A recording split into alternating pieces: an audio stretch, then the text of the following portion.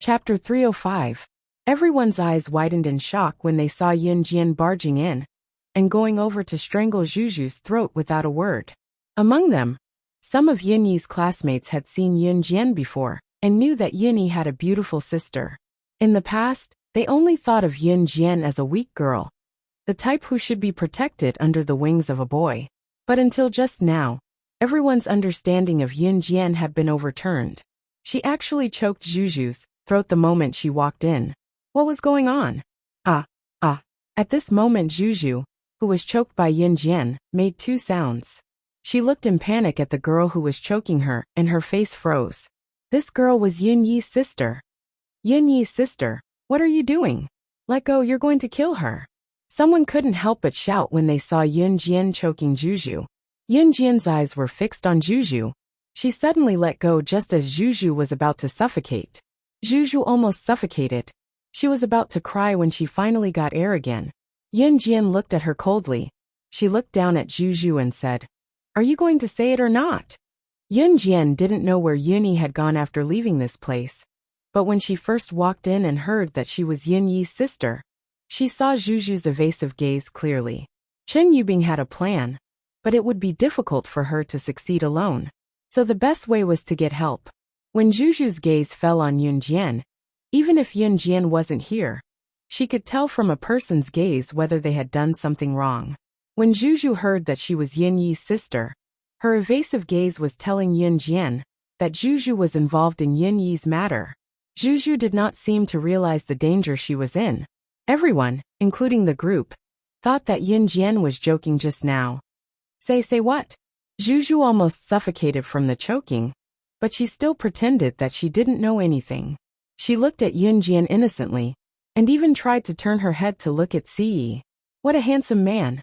Zhu's gaze gradually shifted from Yun Jian to Ce. Ce's handsome features looked as if they had been sculpted by God himself. His features were stunning.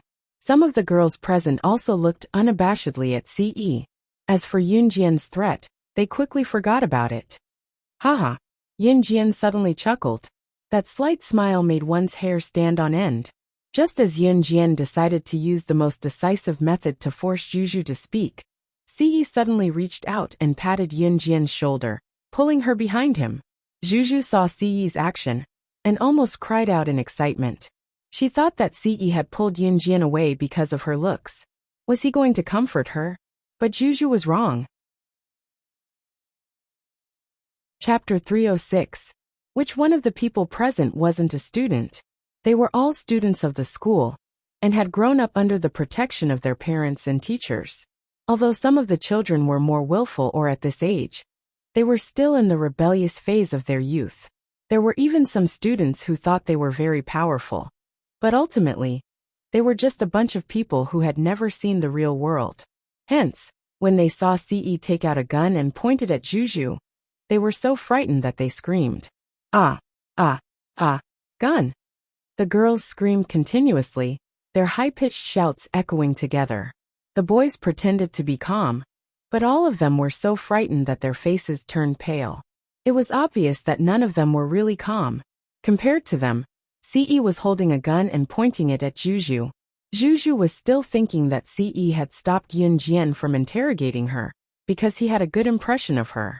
In the next second, he took out a gun and pointed it at her. Zhu knew some tricks, but she was just a girl studying in the school. When she saw the glaring muzzle between Ce's fair and slender fingers pointing at her head, she fell to the floor in fright and raised her hands in a gesture of surrender. Don't kill me. Don't kill me. Aye. What do you want to know? I'll tell you everything. I'll tell you everything. Zhu was paralyzed on the ground in fear. She seemed to be afraid that Ce's finger would really pull the trigger. Hence, she quickly knelt down in front of Yun Jian and Ce. Do you want to know where Yun Yi went? I'll tell you. Don't kill me. Zhu was trembling with fear as she looked at the gun in Ce's hand. She quickly told them everything she knew.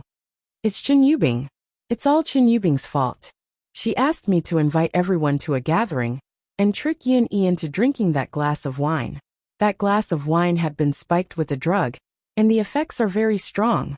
Then, he made up an excuse for Zhao Yishan to take Yun Yi away. Whoa, I don't know anything else. Juju was scared out of her wits. She was so scared that she spilled everything. As soon as Juju said that, everyone present widened their eyes in shock. Something like this actually happened. Who would have thought that Zhao Yishan's suggestion to send Yuni home was for such a purpose? No one would have thought that Chen Yubing was such a woman. Where is he? Yun Jian asked while Juju was panicking. He was sent to a hotel by Zhao Yishan. Juju did not dare to hide anything under the gun. Which hotel? Yun Jian asked quickly. It's the one across the street, Juju said quickly. When Yun Jian heard that, she did not care about these people anymore. She turned and left. Seeing that Yun Jian had left, Juju stared at Si Yi's perfect face a few more times in fear. However, she had no choice but to look away because she was afraid. I've already told you. Can you let me go? I beg you, I beg you. I won't dare to do it again. Juju almost kowtowed to Si Yi. Do you think you're worthy of living in this world? Si Yi sneered. His handsome eyebrows twitched. How could someone who wanted to harm his brother-in-law live? Just when everyone thought that Si Yi was just joking, Si Yi suddenly spoke. Chapter 307. Seeing Si Yi pull the trigger without hesitation, the boys and girls present screamed and covered their faces. Everyone was afraid that the scene they were imagining would happen. Juju would be pierced by a bullet. Naturally, Juju screamed in fright. She could feel a bullet fly past her, and right in front of her. In the next second, Juju fell to the ground with a thump. She wasn't dead, but had fainted from fright. The group of people present opened their eyes, trembling. They saw that Juju, who had fainted on the ground, had not been hit by a bullet. There was no sign of blood loss either. Everyone also noticed that the high ponytail on Juju's head had burst open. The bullet had brushed past Juju's ponytail and pierced the wall behind her. There was no better marksmanship than this. Everyone was stunned. The boys were even more in awe of Si Yi's exquisite marksmanship. When they looked up to find the shooter Si Yi, they found that he had already left with Yun Jian. No one knew where he had gone. On the other side, Yuni was being supported by Zhao Yishan. When he was being helped out of the karaoke bar, he sensed that something was wrong. But his head was swollen, and his vision was getting blurry. He had no choice but to follow Zhao Yishan's footsteps. Where are we going? Yuni used his thumb to pinch the back of his hand, so that he wouldn't be completely submerged. Hee brother, you'll know when we get there. Zhao Yishan smiled slyly. In class, Zhao Yishan was never someone who could get along well with others, especially Yuni. He had never interacted with Zhao Yishan. Today, he was the first to say that he wanted to send him home. That alone was enough to make people suspicious. But Yuni really didn't have the strength to escape now. But Yuni kept pinching the back of his hand, so that he could retain his last bit of consciousness. Zhao Yishan helped Yun Yi to the hotel across the street. According to his original plan, he helped Yun Yi to the hotel. Just as Zhao Yishan was about to push Yun Yi onto the big bed in the hotel room, Yuni suddenly turned sideways. She used the last bit of strength she had been saving and pushed Zhao Yishan to the ground. Yun Yi, on the other hand, ran out of the room by himself. His tall body moved forward, and when he exited the hotel room, he even closed the door behind him. His tall figure walked through the corridors of the hotel rooms. Yun Yi's vision became more and more blurry. He felt his body constantly emitting heat and an unknown desire. The drug that Chen Yubing had given him was very strong. It could be said that she had no intention of giving him a way out. At this time, even if Yuni was stupid, she should know that she must have been drugged. Combined with his experience tonight, he had already guessed who the person who had drugged him was. But now was not the time to think about this. He ran all the way through the corridor. In his blurred vision, he seemed to see a door open. Zhao Yishan would catch up with him soon. If Yuni hadn't been drugged, he could have taken on 3 people like Zhao Yishan. But at this time, Yuni was drugged, and his body was weak and powerless. Fortunately, his body was strong. Even if he only had a little strength left, he was able to overpower Zhao Yishan and run out. Just then, he saw the door of a hotel room open in front of him. Yuni ran in without thinking. Chapter 308. Swish, swish, swish. After the door was locked, Yuni calmed down. He covered his chest and felt the heat in his body, but he also heard the sound of water splashing from the bathroom inside the hotel room. Water. Yunyi calmed down. His eyes were a little hazy, but he could still see the outline of the room. He swallowed a mouthful of saliva. His whole body was hot, especially in his current situation. He really needed water to relieve the heat in his body. Yunyi walked to the bathroom of the hotel room, pushed open the frosted glass door, and walked in. Clack! It was the sound of something falling out of shock. At this time, the scene in the bathroom was revealed. Yunyi's eyes were blurry, but he could still see the scene in front of him. He saw a 15 or 16-year-old girl standing naked under the shower head, washing her body. The girl's smooth skin could be seen clearly even though Yunyi's eyes were blurry. Those proud and upright twin peaks, as well as the girl's clean and white body, were presented in front of Yunyi just like that. He could vaguely see that the girl's face was very good. She looked sweet, and was the cute and delicate type. But after Yunyi saw the scene in front of him, the girl's panicked eyes darted around like a deer. Ah! The girl screamed. She ran to the side, grabbed a bath towel with her small hand, and wrapped it around her body as fast as she could. Who are you? Hooligan. Shameless. The girl screamed and pointed at Yunyi, spitting out 2 unsightly words. Yunyi used his white fingers to grab the frosted glass door of the bathroom. He saw the girl's white body swaying in front of his eyes, and then quickly covered it up. He felt the heat in his body become more and more unbearable. Yunyi's hoarse voice sounded, but it soon weakened. At this moment, the young girl standing in front of them was blushing. She carefully sized up Yunyi and discovered that Yunyi's face was completely red. It was obvious that she had been drugged. You were drugged. The young girl wrapped her petite body, her cute and delicate little face slightly wrinkled. She took 2 steps towards Yunyi, then finally bit her lip, but still walked over. Are you okay? The young girl reached out her hand and touched Yunyi's forehead. As soon as Yunyi's skin came into contact with the girl's icy cold skin, he felt the heat in his body dissipate a little. He didn't know where he got the strength from, but he actually lost control and grabbed the girl's small hand. The girl's hand was grabbed, and in her panic, her other hand loosened. As a result, the towel that was covering her body fell to the ground. You. Stop it. I can detoxify the poison. I can detoxify the poison in your body. The young girl blinked her eyes in panic and looked at Yunyi in horror. However, Yunyi's eyes were already red. He pulled the girl's icy cold body over and pulled her hand into his embrace. Outside the hotel, Yunjian and Ciyi rushed in together. Yunjian was a little flustered. She was about to kick open the hotel room door one by one to search for Yunyi. But Ciyi grabbed her hand and brought her to the hotel's surveillance room. In the monitoring room, he tapped on the computer on Yunjian's behalf with his long fingers and pulled up the video in no time.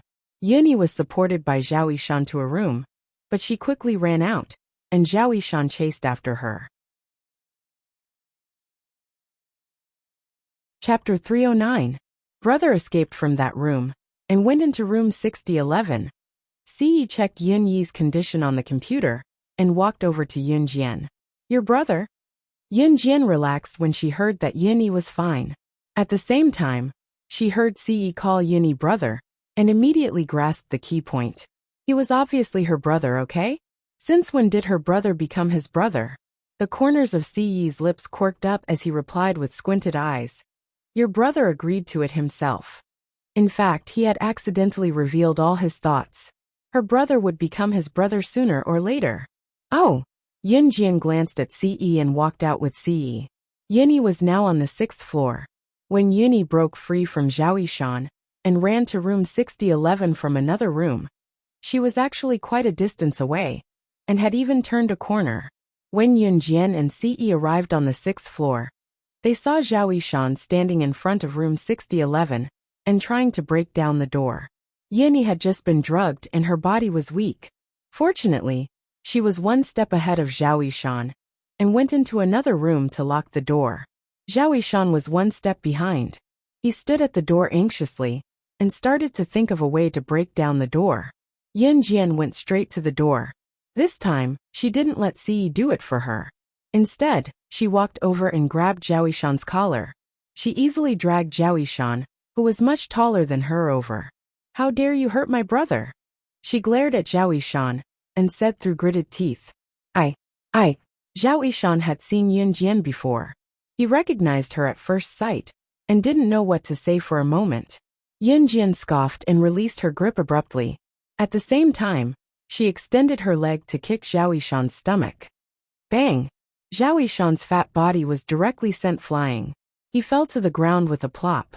His fat body trembled as he fainted from the impact. Yun Jian didn't care. She walked to the door of room 6011 and took out a small blade. She held the blade with her fingers and spun it nimbly on the door lock. After a while, the door opened with a click. Breaking down doors was her specialty. In her previous life, she had snuck into all sorts of places to steal treasures to complete missions. Every time, she would silently unlock the door and sneak out unscathed. The moment the door opened, Yun Jian stepped in. Si's tall figure stood by her side. When Yun Jian and Si entered the room together, they saw two people hugging each other on the bed. To be exact, Yun Yi was the only one who had his eyes closed. The floor was littered with messy clothes. It was hard for one not to think of the wrong things when they saw such a scene. Yun Jian's eyelids twitched when she saw this scene. She saw her brother lying on the bed with a young girl who was about her age. The two of them were covered with a blanket. The young girl's cute and delicate face made people want to dote on her. Her delicate face was like a baby's face. Her beautiful face was so delicate that people couldn't take their eyes off of her. Unlike Yun Jian's delicate face, the young girl's face had a hint of childishness like a baby's, but there was an indescribable beauty to it. However, what surprised Yun Jian wasn't that the young girl was lying on the bed with her brother Yun Yi. Compared to the young girl and her brother Yun Yi hugging each other naked, the young girl's identity was even more shocking. She was Yun Jian's acquaintance. This young girl was a high-ranking member of the Wuxia mercenaries. The young girl's code name was Poison Lady. In the Wuxia mercenaries, she was originally Snake, Lizard's disciple. However, the young girl's poison skills were even worse than Snake, Lizard's. Hence, in her previous life, Yun Jian would often bring her along on missions. It could be said that other than Snake, Lizard and Tiger, Leopard, Poison Lady was Yun Jian's biggest partner. However, Poison Lady's ranking in the Wuxia mercenaries wasn't one of the top few. This could be seen from Poison Lady's code name. Poison Lady, Poison Lady. The young girl was an expert in using poison. However, other than poison, she didn't know anything else. Chapter 310. Lady Venom's identity in Wuxia mercenaries was different from Tanuki's. Tanuki, who came to give Yun Jian her beloved Ferrari LaFerrari, was different from Lady Venom. Tanuki was Snake, Lizard's subordinate, while Lady Venom was Snake, Lizard's disciple. Both Tanuki and Lady Venom had baby faces and were petite and adorable. But Lady Venom was about 10 years younger than Tanuki. More importantly, Lady Venom was not capable, but she was chosen by Snake, Lizard to be her disciple because of her skill in using poison. Lady Venom's skill in using poison was something that even Yun Jian was impressed by. Therefore, other than Snake, Lizard and Tiger, Leopard, Lady Venom was Yun Jian's right-hand man. Her skill in using poison was a great help to Yun Jian. Other than her mature-sounding code name, Lady Venom also had a nice name, Qingyu. As Yun Jian stared unblinkingly at Qingyu, Qingyu noticed Yun Jian as well. Qingyu had come to look for Yun Jian under Snake, Lizard's instruction. It could be said that she came to Longmen City to look for the boss of Wuxia mercenaries, Yun Jian. Before she came Snake, Lizard had described Yun Jian's recent situation to her as much as possible, and she had seen Yun Jian's photo in advance. The boss of Wuxia mercenaries had become someone else. Snake. Lizard did not mention this to anyone else other than Qingyu. Qingyu came to Longmen City to look for Yun Jian because she was Snake, Lizard's disciple despite being Snake, Lizard's assistant in her past life. It was also because Qingyu was the person closest to Yun Jian in her past life that Snake, Lizard did not hide the fact that Yun Jian had been reborn as someone else. It was just that Qingyu did not expect that she would still be so clumsy that she forgot to close the door when she showered. She did not expect a boy to barge in. a boy who was drugged. In spite of it, nothing happened between Qing Yu and Yun Yi. She hid on the bed with Yun Yi because she was helping Yun Yi with the antidote. The drug was difficult to detoxify. Yun Yi, who was drugged, would be doomed if there was no other woman around. However, it was different for Qing Yu, who was an expert in detoxification. She could detoxify all poisons in the world. This was why she was brought by Yun Jian's side.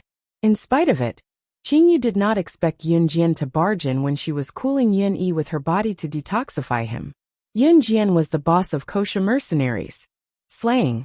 We didn't do it. Qing Yu was slaying God, was slaying God. Was slaying God, was slaying Qing, was slaying God. Other than being proficient in using poison, Qing Yu was no different from an ordinary girl. Yun Jian narrowed her eyes, knowing that Qing Yu knew who she was. Snake. Lizard must have asked Qing Yu to come to Longmen City. In fact, Qing Yu was a key figure in her annihilation of kosher mercenaries in her past life. Other than Snake, Lizard and Tiger, Leopard's brute strength, Qing Yu's poison was colorless and tasteless. Snake. Lizard was an expert in using poison as well, but compared to Qing Yu, she was a notch weaker. Chapter 311. Yun Jian's heart was pounding as she watched the scene unfold before her. She suppressed her surprise and was too embarrassed to stay any longer when she saw that her brother, Yun Yi, had woken up. After all, she had never expected such a scene. In spite of it, she was thankful that the girl sleeping next to Yun Yi was not Chen Yubing, regardless of whether Qing Yu and Yun Yi had done anything. Otherwise, with Chen Yubing's character, she might not stop until she caused more trouble. You guys, cough cough, we'll head out first. Come out once you're dressed. Yun Jian gave Qing Yu a look. Qing Yu was the one who had stayed the longest by Yun Jian's side in his past life. Yun Jian would usually bring her along when he went out on a mission, so Qing Yu naturally understood the meaning behind Yun Jian's look. Qing Yu nodded with a lowered head. Yun Jian then dragged Si out. Yun Yi, who was in the room, turned over and woke up. Qing Yu's petite figure was the first thing he saw when he came back to his senses, but Yun Yi was stunned at the same time. He suddenly recalled the scene before he fainted. He had been drugged and had managed to escape. Then he saw a door and rushed in. Later on, he even saw a slender young girl taking a bath, and he immediately hugged her. What happened after that? He could not remember what happened after that at all. Qing Yu, on the other hand, felt her eyelids twitch when Yun Yi's handsome face stared at her. Anyone with a discerning eye would be able to see what was going on in this situation. Yun Yi was not stupid. He did not know if he had done anything to the girl, but the girl was lying on the bed with him innocently. Based on this point alone, he was a bastard. I'm sorry. Yun Yi tapped his forehead with his fair, slender fingers and spat out. I'll be responsible for you. Qing Yu stared at Yun Yi blankly. She only wanted to say that nothing had happened between them. Outside the room, Yun Jian and Ce were standing in the corridor of the hotel. Yun Jian didn't look too upset. In fact, as long as Chen Yubing was not lying on Yun Yi's bed, Yun Jian would not blame herself. Not long after, Yun Yi and Qing Yu walked out of the house neatly dressed. Qing Yu's face was pinkish and rosy, looking bitter. Yun Yi wasn't any better. After all, he was an adolescent boy, and Yun Yi was not the kind of boy who would mess around. He had never held a girl's hand other than his sister's since he was young, let alone sleeping naked on the same bed with a girl. Come with me, Yun Jian said, looking at Qing Yu. Qing Yu looked up at Yun Jian and followed him. Yun Yi, on the other hand, thought that Yun Jian knew that he was sleeping with Qing Yu.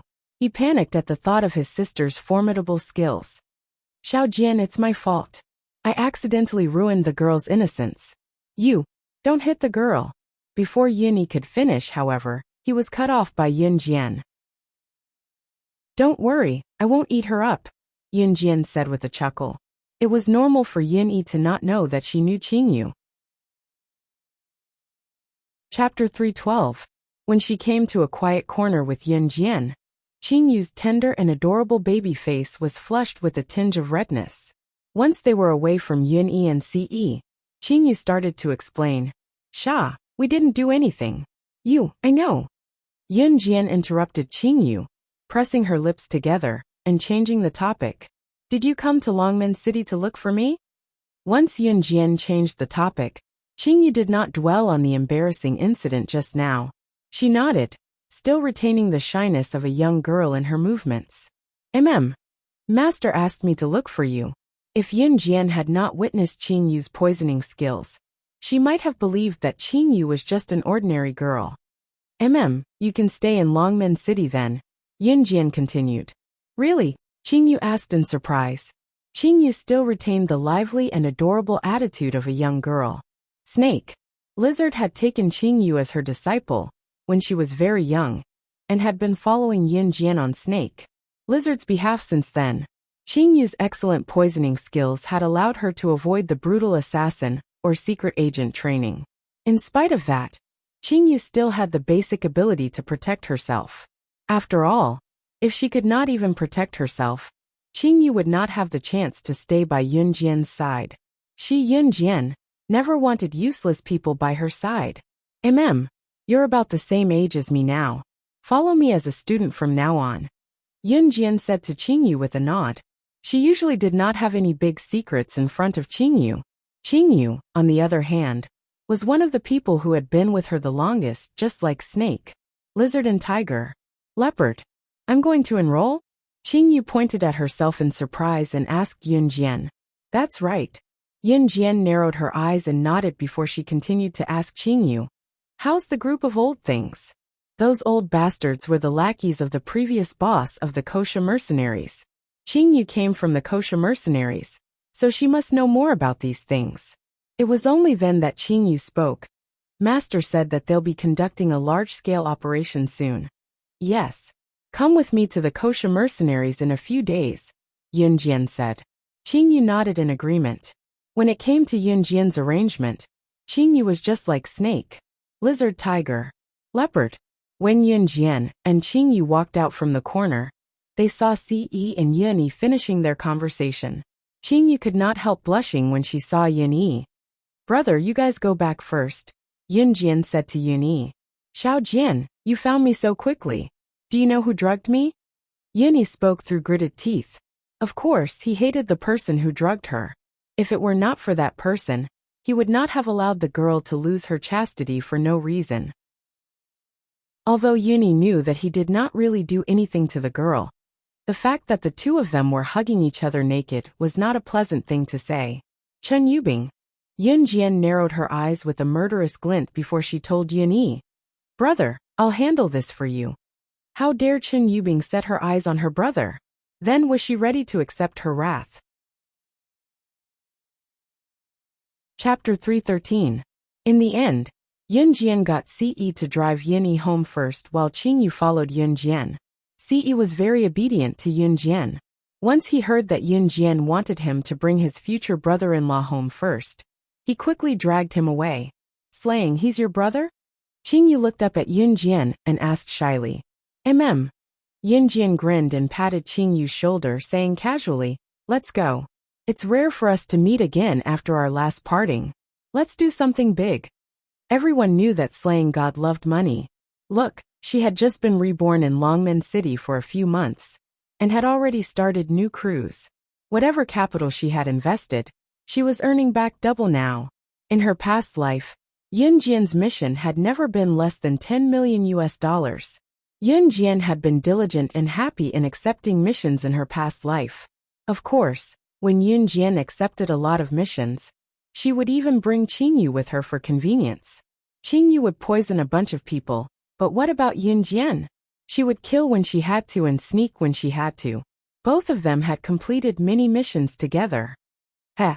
Qingyu chuckled when she heard that they were going to do something big, and followed Yun Jian eagerly. As for Chen Yubing, she was certain that Yun would not be able to escape from her this time. She had even drugged herself, so that her scheme could be carried out smoothly. Of course, Chen Yubing came to the hotel later than Yun Jian and Ce. She felt that there was no need for her to rush. Yun was already in her hands now. She had to take it slow. In order to make sure that her trick was flawless, she even ran home to get the only color camera in her house. When Chen Yubing took the camera, however, she swallowed the aphrodisiac. Yao Yao ran excitedly from home to the 6th floor of the hotel. When she arrived at the hotel room that she had booked, she was knocked unconscious by someone with a stick. When she woke up again, Chen Yubing had been tied up by Yun Jian. What was going on? Chen Yubing seemed to have suddenly realized the danger. She looked at Yun Jian in horror and asked, Why are you here? Yun Jian sneered when she heard Chen Yubing ask her why she was here. She stared coldly at Chen Yubing, and her eyes flashed with a strong sense of viciousness. What do you think? What do you want to do to me? Chen Yubing raised her voice in fear. At this time, Chen Yubing felt that the aphrodisiac in her body began to take effect. She gave herself an aphrodisiac too. Qingyu told Yun Jian as she looked at Chen Yubing. Qingyu was an expert in using poison. At the same time, she was well versed in all kinds of medicine, so she could tell at first glance that Chen Yubing had given herself an aphrodisiac too. Yun Jian did not expect Chen Yubing to give herself that kind of medicine. She looked disgusted and turned to look at Qingyu with a smirk. Since she likes this medicine so much, give her something stronger. What do you want to do to me? Chen Yubing screamed when she heard Yun Jian. She looked at Yun Jian in extreme fear and screamed, I'll be generous and let you experience what you wanted to do to my brother. Yun Jian smirked maliciously. Chapter 314. Sister Jian, I've recently developed a super potent aphrodisiac. I was worried that no one would test it on me. Qingyu pouted, a wicked smirk on her adorable doll-like face. She told Yun Jian. In her past life, Qingyu had always called Yun Jian slaying, but their identities were different now. Moreover, Yun Jian did not show up as slaying god, so Qingyu called her Sister Jian instead. Use it on her and throw her out on the street. Yun Jian recollected her disgust and stood up to declare her sovereignty. No, you can't do this to me. You can't do this to me. I won't let you go if you do this to me. Chen Yubing shrieked again when she heard Yun Jian's judgment. I'll be waiting. Yun Jian chuckled and looked at Chen Yubing in disdain, continuing. Do you think I'll give you a chance to retaliate? Chen Yubing, you should have expected this day to come since you dared to hit on my brother. Sister Jian, the injection is ready. Qingyu told Yun Jian as she came over with a syringe in her hand. Yun Jian nodded, ignoring Chen Yubing who screamed and cried and begged for mercy. Qingyu looked sweet, but she was born with the ability to concoct and administer poison. Her hand that held the syringe plunged the syringe into Chen Yubing's body mercilessly. Chen Yubing's eyes rolled back and she fainted. There was an exciting striptease going on the street. Chen Yubing's mouth was agape as she unconsciously touched her skin on the crowded street, tearing off piece after piece of underwear. Chen Yubing wasn't particularly ugly. Her skin was slightly white, and at this moment, she was lying on the crowded street, constantly pulling off her clothes. She was moaning softly, I'm hot, hot. As more and more people gathered around, Chen Yubing became more and more excited as she tore at her clothes. In the end, she even tore off her underwear. At this moment, Yun Yi's classmates walked out of the karaoke hall together. Seeing a lot of people on the street, they ran over to take a look out of curiosity. He wouldn't have known if he didn't look, but when he did, he was shocked. It turned out to be Chen Yubing taking off her clothes in front of everyone on the street. Furthermore, he was completely naked. Chen is Chen Yubing. A student pointed at Chen Yubing who was lying on the ground and shouted in shock and fear. Not far from the main street, Yun Jian's tall and slender figure was wrapped in a loose down jacket. The jacket couldn't cover her thin and slender body. Her long black hair was stuck to her back in a high ponytail, making Yun Jian look very energetic. On the other side, Chen Yubing had completely lost her face. From now on, she would be despised by everyone because of her actions today.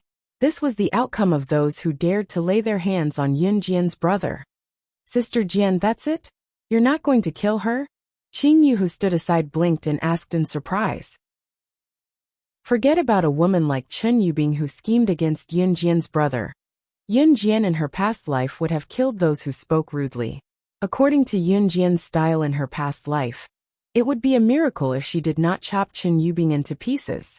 That was why Qingyu was surprised. She had a baby face and mediocre skills, but she was used to fighting and killing when she was with Yin Jian. Chapter 3:15. After what had happened, Yunyi would keep an eye out in the future, but no one had expected Chen Yubing to do something like this. In spite of it, Chen Yubing had really met her retribution. The next day, shocking news spread from Yunyi's school. Everyone in the school knew that Chen Yubing was having a gathering with her classmates on a certain street yesterday, but for some reason, she had taken off her clothes on the street and was completely naked in the end. Some called her an exhibitionist, while others called her a slut, who could not help feeling lonely without a man. Chen Yubing was completely ruined here. In spite of this, it was no longer important because Chen Yubing transferred schools the next day, and no one knew where she had gone to. At the same time, Yun Jian had already enrolled Qingyu in school using New Cruz's name. Qingyu was about the same age as Yun Jian. She was assigned to Yun Jian's class, and became Yun Jian's classmate. Not everyone could enroll in Longmini Junior High School, especially since Qingyu was a transfer student. It was even more difficult to arrange for her to enroll directly. In spite of it, Yun Jian's New Cruz had already established a foothold in Longmen City. Yun Jian only had to get Zhang Jifan to greet the headmaster of Longmini Junior High School, and Qingyu was successfully enrolled. After Qingyu became Yun Jian's classmate, she got along well with Chen Xinyi, which surprised Yun Jian. Qingyu and Chen Xinyi got to know each other quickly once they met. Both of them had endless things to talk about with Yun Jian around, nearly causing Yun Jian's ears to grow calluses. Everything seemed to have settled down. This weekend, Qingyu and Chen Xinyi went shopping in the neighboring city early in the morning. They went there because while Longmen City was a city with convenient transportation and overseas trade, there was a place called the World Trade Center in Qingshan City that was closest to Longmen City. It was a huge shopping mall that was famous in the country. The World Trade Center was the must-visit place in Zhe Province. This was because the World Trade Center was not only the place with the most overseas transactions in Z country. Here, as long as there were domestic and foreign items, they could be bought. When girls went shopping for clothes, the World Trade Center was undoubtedly the first choice. Because here, one could appreciate the style of clothing from all over the world. When Yun Jian was reborn in Zhe Province's Longmen City, she had never been to the World Trade Center in Qingshan City, which was the closest to Longmen City. In addition, she was not going to the military training camp this week, and the coldest winter was coming. She also planned to buy some warm clothes for Xiao Yunju. Therefore, he followed Qingyu, Chen Xinyi, and took Xiao Yunju on the bus to Qingshan City. She was going to the World Trade Center to pick out some warm clothes for Xiao Yunju. When Ce heard that Yun Jian was bringing Xiao Yunju to Qingshan City, he followed them without a word. The group of 5 chose to take the bus to Qingshan City. Unexpectedly, the bus to Qingshan City was packed with people. It was so crowded that they would be squashed if they stood, let alone seats. Qingyu was immobilized in the crowded bus. She even complained to Yun Jian, "Oh my God, Sister Jian, I've never taken such a crowded bus in my life." Yun Jian, on the other hand, was pulling the handle of the bus driver, as she shielded Xiao Yunju with one hand. It was Ce's first time taking the bus, and it was also his first time taking such a crowded bus. In spite of it, he kept one hand shielding Yun Jian, as he stood behind Yun Jian, to watch over Yun Jian and Xiao Yunju. They looked like newlyweds, bringing their children out for a vacation. A middle-aged woman in her 40s could not take it anymore. She gave up her seat and told Yun Jian, "Young lady, I'll let you have my seat. It's not easy for a young lady like you to take care of a child." It was obvious that the woman saw Yun Jian, Ce, and Xiao Yunju as a family. Chapter 3:16. Thank you. Ce was delighted to hear the woman's misunderstanding.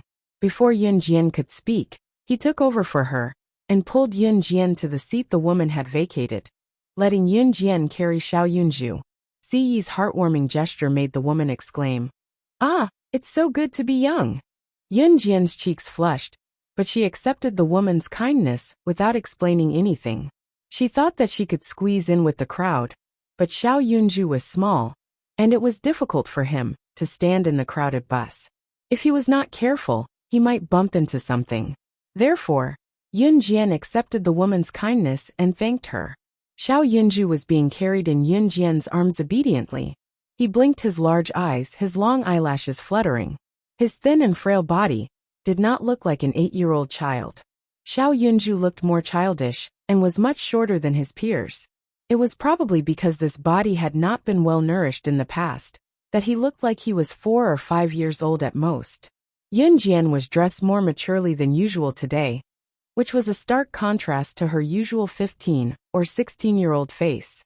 That was why the woman had misunderstood that Yun Jian was Yun Jian's child. After all, there were girls who became mothers at such a young age. It was fortunate that Qingshan City was not far from Longmen City. Qingyu, Chunsini, and Ce, who did not have seats, only stood for about 45 minutes before they reached the final stop. When they reached the final stop, they took the second bus and arrived at the World Trade Center, which was also the entrance of the World Trade Center. The World Trade Center, located in Qingshan City, had a daily turnover of $10 million. This undoubtedly made the World Trade Center the most famous shopping mall in the area. Yun Jian got off the second bus and walked in front holding Xiao Yunju's hand. Ce followed beside her. Qingyu and Chunsini held hands as they were dazed by the dazzling array of merchandise. They had no idea where they had run off to. Qingyu had been through a lot, but she still had the innocent heart of a young girl. Moreover, she was with her new friend Chunsini. Both of them looked around and walked away quickly. Before Qingyu and Chunsini walked away, however, they set a meeting place with Yun Jian. Yun Jian then grabbed Xiao Yunju's hand and went shopping on the menswear street. The entire street was filled with men's wear, and the children's wear that was suitable for Xiao Yunju was on this street as well. Yun Jian grabbed Xiao Yunju's hand and was about to step into a store that sold children's wear with Ce when a surprised voice came from the side. "It's you." The surprised male voice made Yun Jian's eyelids twitch. It was then that Yun Jian recognized the owner of the ecstatic voice. Yun Jian frowned slightly when she saw the person, but did not pay attention to him right away. The person thought that Yun Jian did not remember him. He was a little disappointed but also surprised. "Don't you remember me? I'm Chun Yen. We met last time at Weiwu Mountain." Of course, it was not that Yun Jian did not remember him, but she did not want to bother with him. She didn't expect to meet someone she had met before here. Yun Jian replied faintly. Ce stood aside and looked at the man who had appeared out of nowhere. A glint flashed across his eagle-like eyes. Chun Yen did not expect to meet the girl he had been thinking about last time here. He did not even notice Ce, who was standing beside Yun Jian, and introduced himself in a friendlier manner to Yun Jian. Chapter 317. Yun Jian didn't answer him. Even though Yun Jian didn't answer, Chun Yen wasn't disheartened. When he first saw Yun Jian at Weiwu Mountain, Chun Yen felt that his spring had arrived. Yun Jian's graceful figure and her beautiful and delicate face had always been deeply imprinted in Chun Yan's heart. It felt as if a small sapling had suddenly sprouted when it met the sun. Chun Yen had a few girlfriends before, so he quickly realized that he had fallen in love with Yun Jian at first sight. However, he didn't expect to meet her here after they parted that day. This made Chun Yen feel that they were definitely fated to meet. He decided that he would definitely woo her. Chun Yen suddenly stretched out his hand to grab Yun Jian's small hand as he muttered, "It's fate that brought us together. I'm not a bad person. It means that we are fated to meet each other. Let's go. I'll show you around." However, before Chun Yan's hand could even touch a strand of Yun Jian's hair, Yun Jian was pulled into Ce's embrace. Ce frowned. If that gaze could kill, Chun Yen would have died 1,000,000 times over. "Don't touch my woman." Ce immediately declared his sovereignty. Yun Jian was pulled into his embrace. She only felt that she was covered by a warm chest, and her hand was holding onto the confused Xiao Yunju. "What? You're your woman?" Chun Yen didn't notice Ce at first, but now, even if he was blind, he should have sensed Ce's presence. Ce was about half a head taller than Chun Yen, so Chun Yen had to look up to meet Ce's eyes. When Chen Yin heard Ce say that Yun Jian was his woman, his eyelids twitched, and he looked disappointed. Sister, what did brother Ce mean when he said that you're his woman? Does that mean that sister will be able to accompany brother Ce forever? Then Xiaozhu also wants big sister to become Xiaozhu's woman, okay? Xiao Yunju looked at them talking. He rubbed his head, as if he was thinking for a long time, before saying these words. Cough. Yun Jian was almost frightened by Xiao Yunju's innocent words.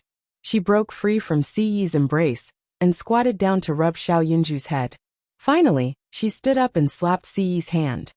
Don't talk nonsense. With Yun Jian's pat, Ce felt a surge of warmth in his heart. He smiled slightly and reached out to grab Yun Jian's slender hands, interlocking their fingers. When Chen Yin saw Ce holding Yun Jian's hand, his expression turned slightly ugly. However, when he thought about how Yun Jian had said to Ce, "Don't talk nonsense," his disappointed expression immediately recovered. It seemed like this guy's feelings for Yun Jian were one-sided, but Yun Jian didn't like him. That must be it, Chen Yin thought to himself. Although this guy was handsome and had good features, he admitted that he couldn't compare to him. But what if they were to compete in strength? Could this guy compare to him, who was the vice president of the school's taekwondo club, and had won countless championships in various taekwondo, wushu, sanda and other activities? So what if he was good-looking? He was still a gigolo. How could he be as manly as him? When he thought of this, Chen Yin started scolding Ce. Didn't you realize that she doesn't like you? You should know your place. If you're a man, you shouldn't touch a girl like this. As Chen Yin spoke, he reached out to pat Ce's hand that was holding Yun Jian's hand. In Chen Yan's opinion, Ce was at most a gigolo. So what if he was handsome? Chapter 318. Chen Yin thought about it and decided to do it. He reached out his hand and wanted to slap Ce's hand away from Yun Jian's. He wanted to use this opportunity to throw Ce to the ground using taekwondo moves. If he presented himself in such a cool manner in front of Yun Jian, she would definitely think that he was especially manly. Just as Chen Yin was about to grab Ce smugly and throw him to the ground in front of all the passers-by, Ce, a fair and slender hand with a black pocket watch on the wrist, seemed to know what he was going to do in the next second. That well-defined hand grabbed Chen Yan's elbow a few steps faster than him. Ce reached out and grabbed Chen Yan's elbow. His other hand that was holding Yun Jian's hand didn't move. When his other hand touched Chen Yan's hand, he twisted Chen Yan's elbow joint. Kacha, kacha, kacha. The sound of bones breaking could be heard one after another. In the next second, Chen Yan's howl resounded through the sky. Below Chen Yan's elbow, all the bones in his hand were dislocated by Ce. The heart-wrenching pain spread through Chen Yan's elbow. His wailing and howling attracted the attention of passers-by. Apart from the intense pain from his elbow, Chen Yan was also suffering from immense fear in his heart. She had thought that Ce was a pretty boy, a useless piece of trash with a handsome face but no ability. However, when Ce attacked just now, his speed was so fast that he couldn't even see it with his naked eye. Was that even a human speed? Chen Yan swore that even the head coach of the International Taekwondo Club, whom he had the honor of meeting, wasn't as good as Ce. This was the first time Chen Yan had experienced the feeling of living a life worse than death. At this moment, Ce had already retracted his hand. One of his hands was still holding on to Yun Jian, while the other hand that had touched Chen Yan took out a piece of tissue from his pocket.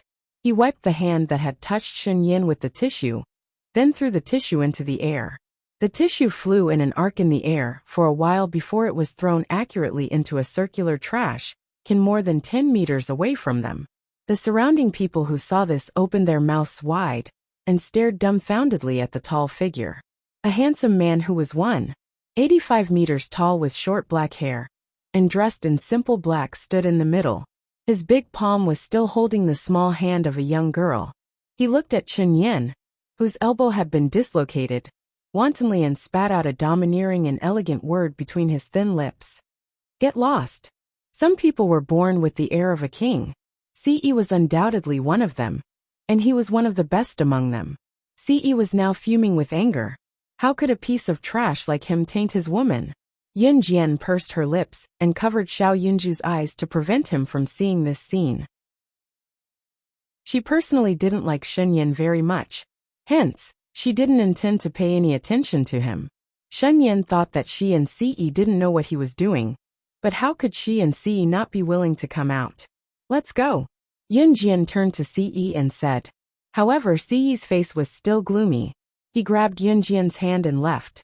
At the same time, he pulled Yun Jian to a secluded corner, where Xiao Yunju stood in front of Yun Jian. Ce leaned over Yun Jian. He pressed Yun Jian against the wall and said with a trace of anger, "You can only be mine." Chapter 319. Yun Jian's heart raced. She felt like her heart was pounding wildly in her chest. She did not understand why Ce was suddenly angry, but she covered Xiao Yunju's eyes with one hand and held Ce's head with the other, responding to his kiss for the first time. Everything else aside, she had feelings for Ce. The fluttering of her maiden's heart told her that she had feelings for him that were different from others. Both of them kissed until they were almost out of breath before Ce let go of Yun Jian. Xiao Yunju's eyes were covered throughout the entire process. Xiao Yunju, however, felt the odd atmosphere as well. He blinked his big eyes and looked up to ask Yun Jian, "Jie, why did you cover Xiao Zhu's eyes? Are you and Ce going to play hide-and-seek with Xiao Zhu?" Children's innocence was the most interesting, but also the most ignorant. Yun Jian rubbed Xiao Yunju's head and turned to glare at Ce with a hint of complaint. "Let's go. Jie will buy you new clothes." Yun Jian held Xiao Yunju's hand and walked ahead first. Ce had both hands in his pockets. Watching Yun Jian walk ahead, he raised a handsome brow and followed her. By the time Yun Jian bought a few new warm clothes for Xiao Yunju, Qing Yu and Chen Sini had already bought a bunch of things and were waiting for Yun Jian, Ce, and Xiao Yunju at the agreed spot. They had been shopping for the entire morning and had lunch near the World Trade Center before Yun Jian and the rest went home. The public transport from Qingshan City back to Longmen City was not as crowded as the public transport from Longmen City to Qingshan City. It was probably due to Qingshan City's outstanding transportation and trade. In addition, as the provincial capital of Zhe Province, Qingshan City's economic conditions were at the forefront of country Z. Therefore, there were more people going to Qingshan City. As for the bus back to Longmen City, it was enough for one person to take 2 seats. After the previous incident, Yun Jian had gradually taken Ce to heart. She also understood her own feelings. Her feelings for Ce were different from the feelings she had for Qin Yiru and her brother, Yun Yi. On the weekend night, Yun Jian carried her school bag and went to school as usual. But before she could walk out of the house, she was blocked by a tall figure. Ce had his hands in his pockets. One of his legs was slightly curled up as he leaned against the wall, waiting for her. "I'm going away for a while. If you need my help in the kosher mercenaries, you can contact Shuang anytime." Ce went up to rub Yun Jian's head when he saw her walking over. As he spoke, his eyes stared straight at her. The indulgence in his words was not concealed at all. Be careful," Yun Jian could not help reminding him. Ce was stunned. The corners of his handsome lips curled into a handsome smile. She was concerned about him. Carrying her school bag, Yun Jian passed by a fork in the corner after she came out of her house. It was a secluded alley. At this moment, her eyes suddenly flickered. Not long after, a group of more than 10 people came from all directions and surrounded Yun Jian. This group of people were all dressed in black, which made people involuntarily think of gangsters. A coquettishly dressed woman walked over from behind Yun Jian, while leaning against a plump man. Yun Jian's eyes flickered as she took a good look at the woman's face. The woman who had changed her appearance was none other than Chen Yubing, who had tried to harm her brother, Yun Yi, some time ago. Chen Yubing looked completely different now. She had heavy makeup on her face as she snuggled in the man's arms, who was in his 40s and old enough to be her father. Chapter 320. It had only been a few days, and Chen Yubing had changed so drastically. Moreover, she was currently nestled in the arms of a man in his 40s. Yun Jian felt goosebumps rising all over her body at the sight alone. However, she never showed her feelings on her face. Yun Jian maintained her usual nonchalant expression as she stared at Chen Yubing.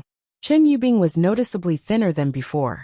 More importantly, she had taken off her student uniform and put on a very revealing off-shoulder top. She even wore a pair of high heels. The biggest change was her face. Her originally pretty face was now covered with makeup, and her face was now unrecognizable. The face covered in heavy makeup was currently staring at Yun Jian with a twisted expression. She looked like she wanted to cut Yun Jian into 1,000 pieces. "Kill me?" Yun Jian asked flippantly. Looking at the fat man beside Chen Yubing, she could roughly guess what Chen Yubing had done. In fact, what Chen Yubing had done was not far from Yun Jian's guess. The aphrodisiac that Chen Yubing had been drugged with last time was developed by Qingyu. However, those who were drugged with it would lose consciousness for a short period of time and feel waves of heat flowing through their bodies. If the drugged person did not have a strong will, they would strip themselves naked in no time. As for what Chen Yubing had done afterward, Yun Jian had no idea. However, looking at how Chen Yubing was nestled in the man who was old enough to be her father, it was not hard to tell that she had latched onto this man's coattails. "Yun Jian, do you think you can do whatever you want in Longmen City just because you have some skills? I'm telling you, Chen Yubing, won't let you go even if I become a ghost." Chen Yubing's twisted smile was menacing. No one knew what she had gone through. After she woke up, she was lying naked on the road for everyone to see. She was ruined. Her future was ruined. However, Chen Yubing swore that she would take revenge on Yun Jian. In spite of it, Chen Yubing knew that Yun Jian had some skills. Last time, the yellow-haired man who wanted to deal with Yin Yi was defeated by Yun Jian. This time, Chen Yubing was hugging the fat middle-aged man she was snuggling against. He was a gangster.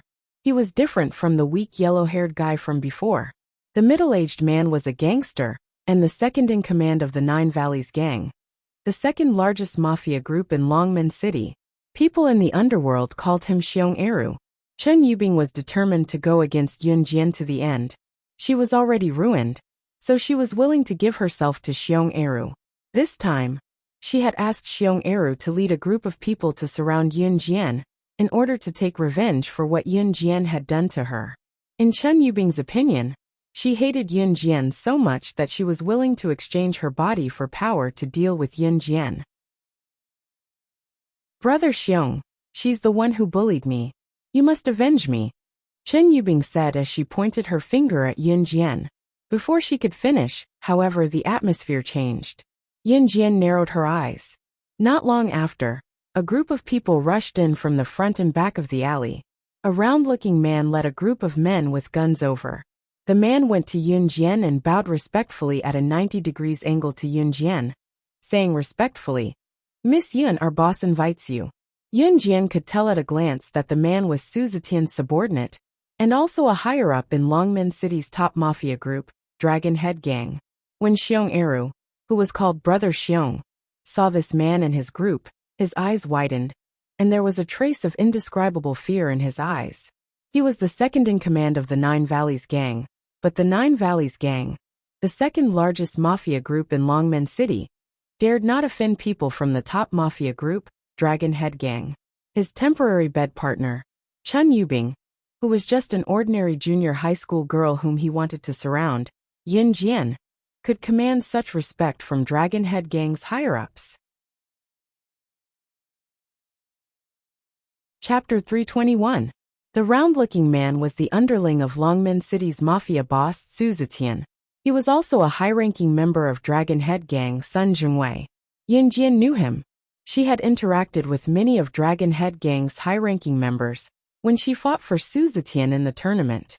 Since her victory in the tournament, Su Zetian and the high-ranking members of Dragon Head Gang respected her even more. Yun Jian nodded softly, agreeing to Sun Jingwei's request. Su Zetian wanted to see her. Even though Su Zetian hadn't contacted her since the last challenge tournament, he was still the father of her brother's best friend. Moreover, Su Zetian was also a member of the Kosha mercenaries. His position was low, but she was not one to put on airs. "Miss Yin, please." Sun Jingwei gestured for permission, intending to let Yin Jian go first. Just as Yin Jian took a step forward, Chen Yubing's vengeful voice rang again. "Wait! Yin Jian, don't think you can leave so easily." Chen Yubing was a little afraid of Sun Jingwei and his men with guns, but she had heard Xiong Eru bragging so much when she had sex with him, that she thought he was a fearless person in Longmen City. Moreover, Xiong Eru had told Chen Yubing that he would seek justice from Yin Jian for her before they came. How could Chen Yubing sit still when she saw that Yin Jian was leaving? She shouted angrily at once. "Yin Jian, do you think it'll work just because you found a helper? Haha, Brother Xiong will definitely kill you for me." Chen Yubing snuggled up to Xiong Eru. Her round breasts were almost touching Xiong Eru's chest. A teenage girl with a man old enough to be her father. It was an unflattering sight. "Isn't that right, Brother Xiong?" Chen Yubing, on the other hand, seemed to want Xiong Eru's guarantee. She leaned closer to Xiong Eru. To Chen Yubing, she had sacrificed her body to make a deal with Xiong Eru in order to take revenge on Yun Jian, who had ruined her reputation. She did not believe that she could not destroy Yin Jian. Ha! Listening to Chen Yubing's confident words, and looking at how she leaned on the man, Yun Jian could not help scoffing with a small smile. "What are you laughing at? Brother Xiong, she's bullying me. You have to help me. You said you'll help me." In bed, Brother Xiong had promised her that he would help her get rid of Yin Jian, whom she hated the most. This was why Chen Yubing had been serving Xiong Eru with all her hearts. Otherwise, how could a young girl like Chen Yubing be willing to face a man who was as old as her father every day? She wasn't a fool, so how could she be willing to do that? "Xiong Eru, Miss Yin is an honored guest of our Dragon Head gang. She's someone that even our boss has to respect. Our boss said that whoever dares to touch Miss Yin in Longmen City will be going against Dragon Head gang." Sun Jingwei obviously knew Xiong Eru. He spoke to Xiong Eru with a threatening tone. Everyone knew that Dragon Head gang was the top mafia group in Longmen City, while the Nine Valleys gang could only be ranked second. Even the Nine Valleys gang's boss dared not go against Dragon Head gang, let alone Xiong Eru. Chapter 322.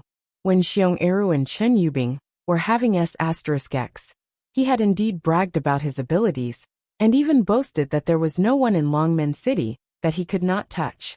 Chen Yubing was vengeful, and was tricked by Xiong Eru. Not only did she offer her body to him, she was also slapped in return. Chen Yubing, who was slapped to the ground by Xiong Eru, had mixed feelings. Holding the side of her face that was slapped, her small eyes narrowed. "Big brother Xiong, why you didn't keep your word? You promised me." Chen Yubing didn't realize that something was wrong. She stared at Xiong Eru with her eyes wide open. Her face was filled with disbelief and malevolence. King hell. I almost ruined my future because of you. The person you King offended is someone protected by Dragon Head gang's boss, and you dare ask me to avenge you? Xiong Eru slapped Chen Yubing in front of Yin Jian and Sun Jingwei. Xiong Eru was definitely a despicable person. The fact that he could lay his hands on the woman in his arms earlier proved that he was not a good person. In spite of it, Xiong Eru was sly and cunning. He could think of ways to resolve problems in time. This was the most important skill in the underworld. King B *TCH. How dare you order me around? CK your whole family. Without needing Yin Jian to do anything, Xiong Eru picked up Chen Yubing's head and messed up her hair before slamming it to the ground. It was as if he was treating a prisoner. He did not treat Chen Yubing as a human being at all. Chen Yubing felt like a knife was being twisted in her heart. She cried out in pain, but her mouth opened and closed in the end, unable to utter a single word. In the end, Chen Yubing's head was slammed to the ground by Xiong Eru until she bled and fainted completely. Chen Yubing, who was originally bright and beautiful, seemed to have completely fallen into a quagmire. She was as silent as death. Xiong Eru didn't even look at Chen Yubing, who had once been in love with him. He walked over with a smile, stood in front of Sun Jingwei, and said to Yun Jian in a flattering tone, "I was blind just now and offended you. I've already taught this shameless woman a lesson. I hope the two of you can forgive me. Xiong Eru didn't have any other skills, but he was very good at flattering people. This was especially true for Chen Yubing. After all, Chen Yubing was a woman who had been with him for a period of time. In the end, because of Chen Yubing, Xiong Eru had almost harmed him. However, Xiong Eru had used the most direct method to make up for what he had almost done wrong. Judging from his personality, Xiong Eru wasn't a pushover. Yun Jian narrowed her eyes. She would not sympathize with Chen Yubing. Chen Yubing was purely reaping what she had sown. She deserved this retribution. Yun Jian ignored Xiong Eru and didn't look at the unconscious Chen Yubing. She turned around and left with Sun Jingwei. This was the way of the world. If one wasn't strong, especially a woman, and wanted to rely on a man to get to the top, what awaited her could be a vicious beating or a cruel betrayal at any time. And Chen Yubing was undoubtedly one of them. Yun Jian didn't go to the evening self-study session. She took a car with Sun Jingwei and soon arrived at the headquarters of the Dragon Head Gang, in front of a decent-looking tall building. Chapter 323. The higher-ups of Dragon Head Gang were having a meeting in the conference room. Once Yun Jian followed Sun Jingwei inside, all the higher-ups in Dragon Head Gang stood up at once. Although no one knew who Yun Jian was, no one could forget Yun Jian's stunning performance in the challenge tournament. Even the higher-ups who had a particular opinion of Yun Jian had to keep quiet when they saw Yun Jian. "Miss Yin, you're here." Standing among the higher-ups, Su Zetian, who was dressed formally, did not look old. He walked toward Yun Jian, his respect for Yun Jian evident from his solemn expression. Why did you send someone to look for me?" Yun Jian did not like to beat around the bush, going straight to the point. Su Zetian hadn't looked for her since the last challenge tournament. In fact, Yun Jian was not close to him, but they bumped into each other often. She often saw her brother, Yun Yi, and Su Haokol playing together. Su Haokol was Su Zetian's son, so it was only natural that they would bump into each other when they walked together. "Miss Yin, it's like this," Su Zetian said. He paused for a moment before continuing. "We Dragon Head Gang are the top mafia group in Longmen City, and also the mafia representative of Longmen City. In fact, a national mafia tea party will be held in the underworld a few days later. The organized mafia group will invite the mafia bosses from all over the country to attend the tea party along with their experts." The nationwide mafia tea party was, to put it bluntly, a competition of skills. It was a gathering where all the major gangs sent their experts to learn from each other. There'll also be a ranking of the experts from all the major provinces and cities participating in the mafia group's strength. Therefore, on behalf of our Dragon Head Gang, I sincerely hope that you can join our Dragon Head Gang and participate in this tea party as one of our experts. Su Zetian said sincerely, but at the same time, he stared at Yun Jian without blinking. To put it bluntly, the reason why Su Zetian asked Sun Jingwei to invite Yun Jian over was to invite her to join the Dragon Head Gang. Secondly, he wanted her to attend the tea party organized by all the gangs in the country as a member of Dragon Head Gang. Okay. After hearing Su Zetian's words, Yun Jian wasn't in a hurry to agree. She pursed her lips and raised her eyebrows. She then asked Su Zetian in a probing tone, "Then what are the benefits?" If he wanted her to help him attend such a gathering, he would naturally want some benefits. As the saying goes, one should not receive a reward for nothing. Even if Su Zetian was a member of the kosher mercenaries, Yun Jian would treat him equally. As long as Miss Yun agrees, then I, Su Zetian, will agree to any request you make, Su Zetian said boldly. This was probably the biggest promise that a mafia boss of a city could make. Although Su Zetian was only a mafia boss in a small Longmen city, the area of influence he had was not small. There were thousands of people in Dragon Head Gang. It was a considerable force. Yun Jian raised her eyebrows and smirked. Pressing her red lips together, she asked softly, "What if I want the entire Dragon Head Gang? Will you give it to me?" Once she said that, not only was Su Zetian stunned, everyone else's eyelids twitched. What a bold claim. She wanted the entire Dragon Head Gang? Even if she won the challenge tournament and displayed her extraordinary ability, she was still a Dragon Head Gang member. Chapter 324. You're too arrogant, young lady. We sincerely invited you to join us, because we respect you as a powerhouse. I didn't expect you to be so bold as to ask for more. One of the Dragon Head Gang's higher-ups shouted at Yun Jian. Not long after, some of the higher-ups followed suit and spoke to Yun Jian. To the audience, Yun Jian had won the previous match and crippled the boastful foreigner, which was quite satisfying to them. But it was not the same for Yun Jian. However, Su Zetian had sincerely invited her to join Dragon Head Gang this time.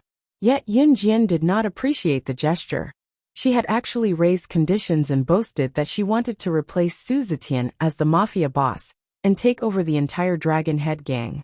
Compared to the rage of the other higher-ups, Su Zetian was much calmer. He looked at Yun Jian with a slight frown. Yun Jian, on the other hand, was not flustered. She even walked leisurely to an empty seat not far away and sat down, crossing one leg over the other. The expression on her face was very relaxed, and she did not feel the slightest bit strange when the higher-ups present suddenly turned hostile and said that she did not know what was good for her. When the higher-ups were done scolding her, Yun Jian turned to look at them with a pair of round eyes and asked softly with a wink, "Thank you for the scolding. Let's sit down and have some tea first." Once they heard Yun Jian, their eyes bulged again. A few of the higher-ups were even glaring, looking like they were choked by Yun Jian's frivolous words. Compared to the higher-ups, Su Zetian was much calmer. He seemed to have sensed something as he stood where he was without saying a word. It was only when the other higher-ups had calmed down that Su Zetian walked to Yun Jian. "Miss Yin, please enlighten us." Su Zetian was already standing in front of Yun Jian, maintaining his respectful demeanor. Even Yun Jian could not help narrowing her eyes at his demeanor. Su Zetian was indeed the top mafia boss of Longmen City. His value was incomparable to the other higher-ups. Yun Jian stretched out her hand and tapped the long conference table with her finger. Then she stood up and turned to look at Su Zetian. "You're undoubtedly the mafia boss of Longmen City now. No one can take your position away from you. It's true that you're as stable as a mountain, but don't you want to go one step further and become the mafia boss of the entire Zhe province and even the entire country?" Su Zetian was a mafia boss, but his influence was limited to Longmen City. It could be said that he was nothing outside of Longmen City. Not only did Yun Jian's words make Su Zetian's heart skip a beat, but the higher-ups of Dragon Head Gang could not help feeling alarmed as well. Everyone was content with the status quo. They had thought about how to strengthen their position in Longmen City, but no one had thought about it, and no one dared to think about it. Dragon Head Gang was deeply rooted in Longmen City. Could they move to Zhe province one day, becoming the #1 mafia in Zhe province? "Leave Dragon Head Gang to me. I promise to make Dragon Head Gang the top mafia in Country Z. Otherwise I, Yun Jian, will write my name backwards," Yun Jian said abruptly, slamming the table as she stood up. For some reason, when the group heard Yun Jian's words again, they were not as resistant as they were in the beginning. Yes, everyone wanted to move forward. Now it was as if Yun Jian had some kind of magical power. What she said made everyone's heart skip a beat. But at the same time, everyone was filled with a surge of hot blood. Chapter 325. When Su Zetian heard this, he immediately felt energized. Dragon Head Gang was actually a gang that Su Zetian had founded with his brothers. Dragon Head Gang was the culmination of half his life's effort and the expectations of all the higher-ups. It was not that Su Zetian had not thought about leading his brothers out of the tiny Longmen City and becoming the top gang in Zhe province, or even Country Z.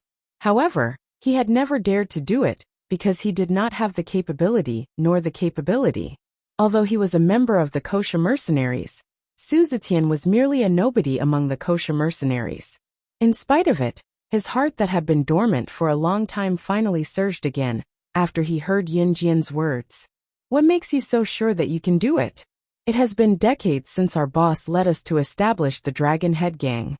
In these decades, even a group of old men like us, who are hundreds of times more experienced than you, could not be so frivolous as to say such words. What makes you think that you can lead our brothers in the Dragon Head Gang to become the top gang in Z country? One of the higher-ups pointed out the problem once again. It did not mean that they would hand the gang over to Yun Jian just because she had stirred their blood with what she said just now. This was the result of half their life's effort and hard work to create what they had today. What made her think so? What made her think that they would hand Dragon Head Gang over to her just because she had said something that made everyone's blood boil? None of them were fools. All of them had the ability to distinguish right from wrong. Because I'm better than all of you. Because I'm the director of New Cruise. Yun Jian narrowed her eyes and declared brashly, not mincing her words at all. What? New Cruise's director? After Yun Jian's words, someone was finally shocked and cried out. New Cruise was now a household name in Longmen City. It was a new company that had only been around for less than half a year, but it had achieved astounding results in less than half a year. Not long ago, the car show that New Cruise had helped organize was the largest car show that had never been heard of in the country. 3 limited edition supercars were displayed at the show. Which large-scale auto show could compete with it? Hence, New Cruise's name shot to fame overnight, not only in Longmen City, but also in the national car exhibition scene. Moreover, New Cruise's sales of cars had reached a climax. It was no exaggeration to say that New Cruise had become a pioneer that led the advancement of the times. It took less than half a year for New Cruise to rise to this day. Now, Yun Jian, who claimed to be New Cruise's director, was standing in front of everyone. At this moment, it wasn't just the higher-ups of the Dragon Head Gang. Even Su Zetian was looking at the smiling girl in front of them in horror. They saw Yun Jian standing in front of the crowd. Her smile was very sweet, and within that faint smile, there was an aura that made everyone have no choice but to submit to her. Perhaps she could really lead Dragon Head Gang out of Longmen City and into Zhe Province, or even become the top gang in Country Z. Su Zetian clenched his fists, gritted his teeth, and said resolutely to Yun Jian, "Fine. Dragon Head Gang is yours from now on." Su Zetian's decision was for the sake of his brothers in the gang. Chapter 326. Su Zetian was a good leader. From the time he led his brothers to establish Dragon Head Gang until now, he had always wished to lead them out of Longmen City. It was a wish that Su Zetian had always wanted, but he was incapable of making it happen. He had only wanted to invite Yun Jian to join Dragon Head Gang today, but did not expect her to claim that she would take his place. As it turned out, Yun Jian's words struck a chord in Su Zetian's heart. His brothers had been with him for so many years, but they were still lingering in Longmen City. Su Zetian had long thought that if someone stronger than him were to lead them out of Longmen City one day, he would have to give up his position as Dragon Head Gang's boss immediately, even if he had to give up everything. Today this person had appeared. Perhaps Yun Jian's age did not match her skills. It sounded impossible for her to take over Dragon Head Gang's position. However, Yun Jian was New Cruise's director.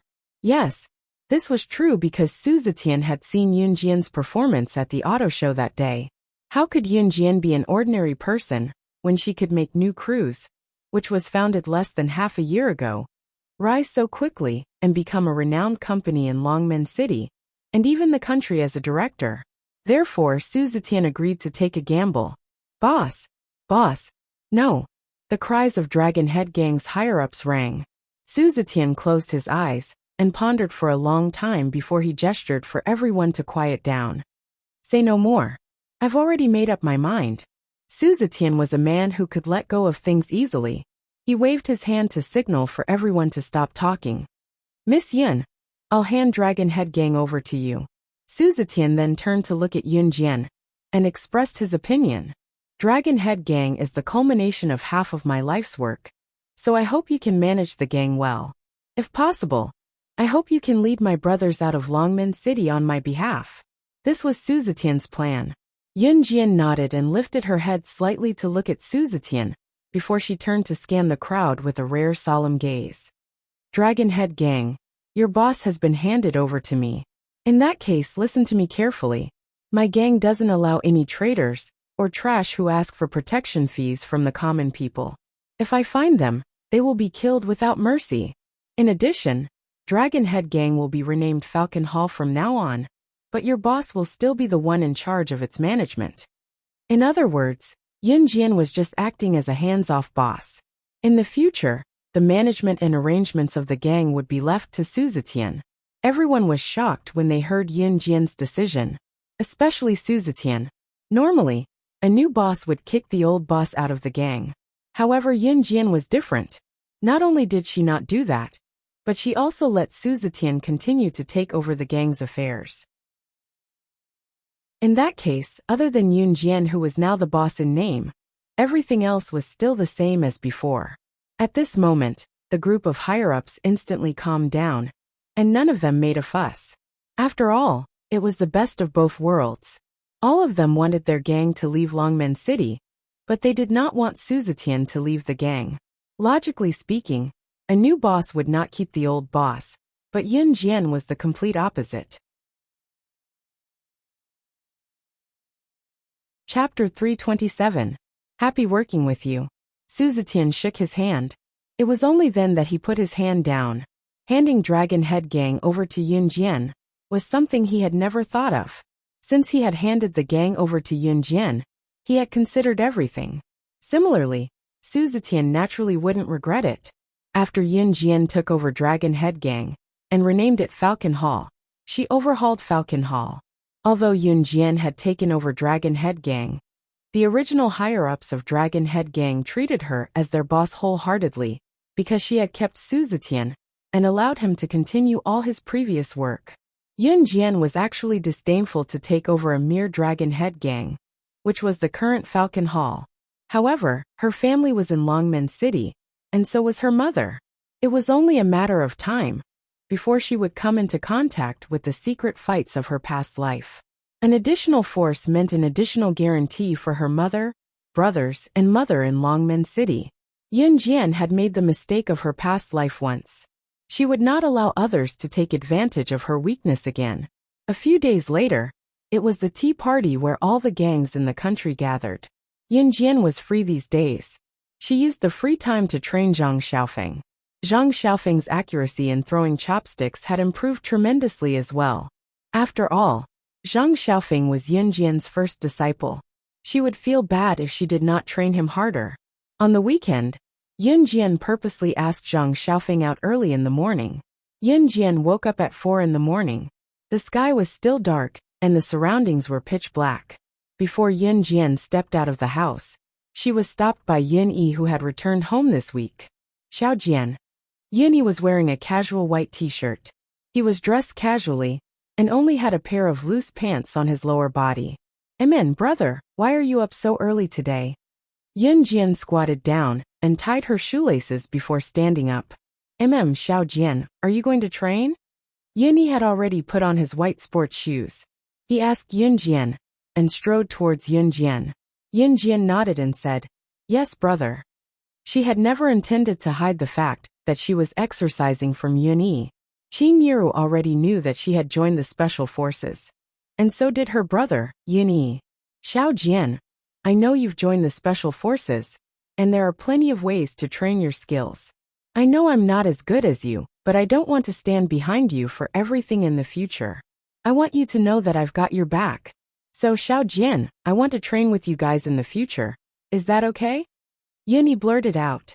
Every time something happened, it was his younger sister who stood up for him. Yun Yi was a man, and he wanted to be strong too. Yun Jian narrowed her eyes. She knew that her brother was asking her to train him. She was already worried about her brother and mother, Qin Yiru, when she was not around in the future. If Yun Yi wanted to be strong, she was naturally willing to agree. Of course. Yun Jian's lips curled up into a smile. Since they were going to train, she would make her brother a powerhouse. She could prevent him from becoming a powerful killing machine, but at least dealing with third-rate assassins was her minimum requirement for her brother and Zhang Xiaofeng. Chapter 328. The result of Yun Yi joining as Yun Jian's training partner was to practice throwing chopsticks with Zhang Xiaofeng and Yun Jian after their morning run. Zhang Xiaofeng had been practicing throwing chopsticks for quite some time now. Even if he were to place an empty beer bottle tens of meters away, he would still be able to throw it accurately. Hey, master's brother. You're practicing with me under master. According to the rule of first come, first served, you have to call me senior brother. Zhang Xiaofeng was bubbly as he went up to Yun Yi and teased gleefully. Yun Yi knew that Zhang Xiaofeng was joking with him, but he only smiled and continued to practice throwing chopsticks. The task of throwing chopsticks sounded simple, but if the empty beer bottle was placed dozens of meters away, it would be difficult to throw the chopsticks again. Come here. Just as Zhang Xiaofeng and Yun Yi were teasing each other, Yun Jian waved a hand to signal Zhang Xiaofeng to come to her. Master, what are you doing? Zhang Xiaofeng asked, but he still ran over obediently. With a smile, Yun Jian watched as Zhang Xiaofeng came to her and said, Give me your hand. Zhang Xiaofeng had no idea what was going on. He scratched his head and extended his hand in confusion, mumbling, Master, what are you doing? Before Zhang Xiaofeng could finish his question, Yun Jian suddenly grabbed Zhang Xiaofeng's elbow and pulled Zhang Xiaofeng over to poke at his hard bones. It hurts, master. Zhang Xiaofeng shrieked in pain. In an instant he was drenched in sweat. Xiao Jian, what are you doing? Seeing that Yun Jian was pinching Zhang Xiaofeng's hard bones like she was dealing with a bad guy, Yun Yi dropped her chopsticks and ran over. Yun Jian had already let go of Zhang Xiaofeng. Zhang Xiaofeng was as limp as a puddle of mud, almost falling over. Get up. You're not dead yet. Yun Jian patted Zhang Xiaofeng, who was sprawled on the floor, like he was about to die. Zhang Xiaofeng moved the hard bones on his wrist and ankle that were pinched by Yun Jian out of the blue, and almost suffocated him from the pain. Why doesn't it hurt anymore? Zhang Xiaofeng swung his hand and stomped his foot, exclaiming in surprise. It was as if the pain that he was drenched in sweat just now was an illusion. Do you want to do it again? Yun Jian asked with a smirk. No. Zhang Xiaofeng shouted in English due to his nervousness. Zhang Xiaofeng then swung his arm and looked at Yun Jian curiously, asking, Master, what were you doing just now? Yun Yi was equally curious as she looked at her younger sister with a puzzled expression.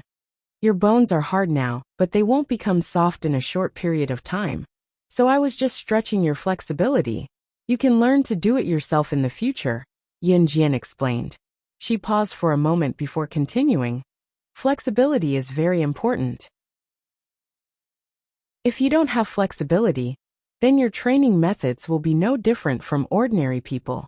Once Zhang Xiaofeng heard that it was a new technique that he had not learned in a long time other than the practice of throwing chopsticks, he was pumped and went to Yun Jian, asking, Master, teach me. By the time Yun Jian taught Zhang Xiaofeng and Yun Yi, it was almost 6 or 7 o'clock. Zhang Xiaofeng had something to do in the morning, so he waved goodbye to Yun Jian. Before leaving, he invited Yun Jian. Master, my father's company will hold a fancy party in a few days. You must come then.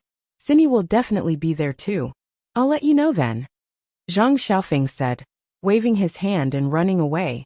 With a smile, Yun Jian acquiesced to it. Yun Yi was sweating profusely after Yun Jian's training.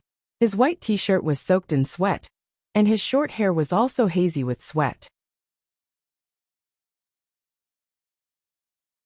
Chapter 329. It had been some time since the New Year's Day performance ended, which meant that winter break was not far away. At the same time, the final exams before winter break were coming. There were about 3 weeks to the final exams. Yun Jian woke up early this morning.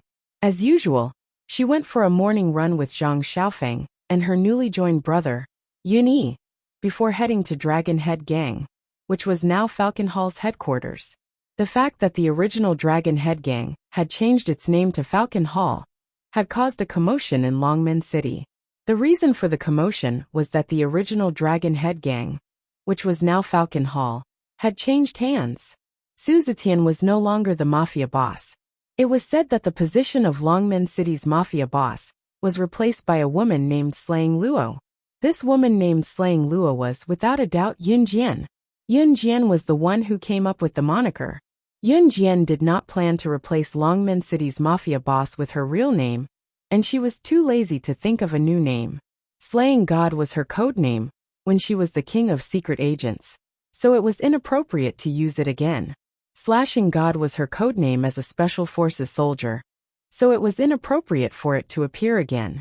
Hence, Yun Jian adopted the slaying character from her past life's codename, Slaying God, and formed a new codename with Luo Gong, Slaying Luo. Hence, the most popular rumor in the underworld was that a woman named Slaying Luo had replaced Longmen City's mafia boss. It was also said that this woman named Slaying Luo had killed her way into Dragon Head Gang's inner circle, but she did not cripple the gang's original boss, Su Zetian, but let him continue to take over his original job. There were people who commented on Falcon Hall's new boss. This woman must be out of her mind. Of course, there were many rumors, but no one had the ability to obtain accurate information. Hence, everything became hearsay. Now, Yun Jian was carrying a shoulder bag as she walked toward Falcon Hall's headquarters. There was a small shop near Falcon Hall's headquarters. Yun Jian went in to buy a pack of bubble gum and blew a few bubbles as she leisurely made her way to Falcon Hall's headquarters. When the two men guarding the door saw Yun Jian, they couldn't help but shout happily, "Boss!" Everyone in Falcon Hall had heard about what happened to Yun Jian. However, no one would not recognize Yun Jian as their boss. The news had spread in the gang that their new boss was the director of New Cruise. She spent less than half a year to bring New Cruise to where it was today. It was obvious that her strength was not to be underestimated. Yes, Yun Jian also nodded at the two guards. Then, she stepped through the main entrance of the building and walked inside. After a while, Yun Jian came out again. But this time, Yun Jian didn't come out alone. There were two people beside her. At first glance, the person on the left was Qing Yu while the one on the right was Su Zetian. Yes, Yun Jian was carrying a shoulder bag. She was planning to go to the National Underground Mafia's tea party. She only planned to bring two people, Su Zetian and Qing Yu. In the beginning, the higher-ups objected to the arrangement. After all, Yun Jian was the boss of Longmen City's underworld. Now that she was going to attend the tea party of the National Underground Mafia, it was only natural that she brought sufficient manpower. In spite of it, other than Su Zetian and Qing Yu, Yun Jian did not plan to bring anyone else. Chapter 330. Country Z's National Mafia Tea Party was held in F City of Ji Province, far away from Longmen City, and even Ji Province. The mafia that organized the tea party was Ji Province's provincial mafia, the Green Tiger Mafia. The Green Tiger Gang had been established a long time ago. It was said that the gang had already gained a foothold in the area during the Qing dynasty. Even after the war ended, the Green Tiger Gang was still the boss of the entire Ji Province. The Green Tiger Mafia had tens of thousands of members scattered across various cities in Ji Province. Their influence and status were incomparable to the original Dragon Head Mafia. In spite of it, the Green Tiger Mafia and Falcon Hall did not have any conflict of interest because the Green Tiger Mafia was in Ji Province, while Falcon Hall was in Ji Province's Longmen City. Moreover, the two mafia groups were not in the same field at the moment. One was the provincial boss while Falcon Hall was at most the biggest mafia group in Longmen City. With Falcon Hall's current status, they did not have much influence even in Ji Province. Now, Yun Jian was driving her beloved car, the LaFerrari sports car, to F City of Ji Province. The back of the sports car could seat people as well, so it was not a problem for Su Zetian and Qing Yu to sit inside. She chose to drive her beloved car, the LaFerrari, to F City of Ji Province to attend the tea party, because despite its exquisite appearance, it was actually modified by Yun Jian. She had already modified the sports car and installed all kinds of bulletproof devices inside. In other words, even if an accident were to happen, it would be useless even if someone were to shoot at her with a pistol or a sniper rifle from behind. Ji Province was far away. Even when Yun Jian raced and maintained a speed of more than 200 kilometers per hour on the distant highway, it still took her 6 hours to reach her destination. Ji Province's security was not as good as Ji Province's, Hence the mafia's development was much more advanced than Ji province's. Yunjian drove into F city of Ji province quickly and was now driving to the Tea Party's destination. F city of Ji province, the location of the mafia tea party. There were many cars coming and going, but most of them were escorted by other cars. Those who alighted from the cars, who were the mafia bosses, entered the venue one after another. Compared to the other mafia bosses' grand entrance, or the mafia bosses who were escorted by dozens of black-clad bodyguards, a red super limited edition Ferrari sports car was particularly eye-catching. Once the red super limited edition Ferrari drove into the venue, it attracted a lot of attention. Everyone's gaze was on the car that entered alone without any escort. As the Ferrari drove into the garage slowly, a pair of flat-bottomed white sneakers were the first to be seen in the car. Then, a young girl in her 16 years old, with a very delicate appearance and a shoulder bag on her shoulder, jumped out of the driver's seat. A young girl? Everyone's attention was taken aback. On this kind of day where the leaders of the underworld gathered, there was actually a 16-year-old little kid running here? Sister Jian. I've been sitting in the back seat for 6 whole hours. My waist is sore. Following that, everyone heard another young girl's grumbling voice. Following that, the girl appeared from the place where the outstanding young girl, with a shoulder bag on her shoulder, had come out from. Another girl of about 15 or 16 years of age. If they did not know that this was a mafia gathering place where all the mafia bosses gathered, they would have thought that this was an amusement park. Or was one of the mafia bosses really one of the 2 girls in front of them? That was impossible, was it? It's here. The door to the front passenger seat of the Ferrari opened, and a middle-aged man alighted.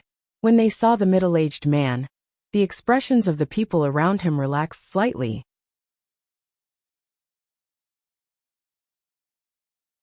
Chapter 331.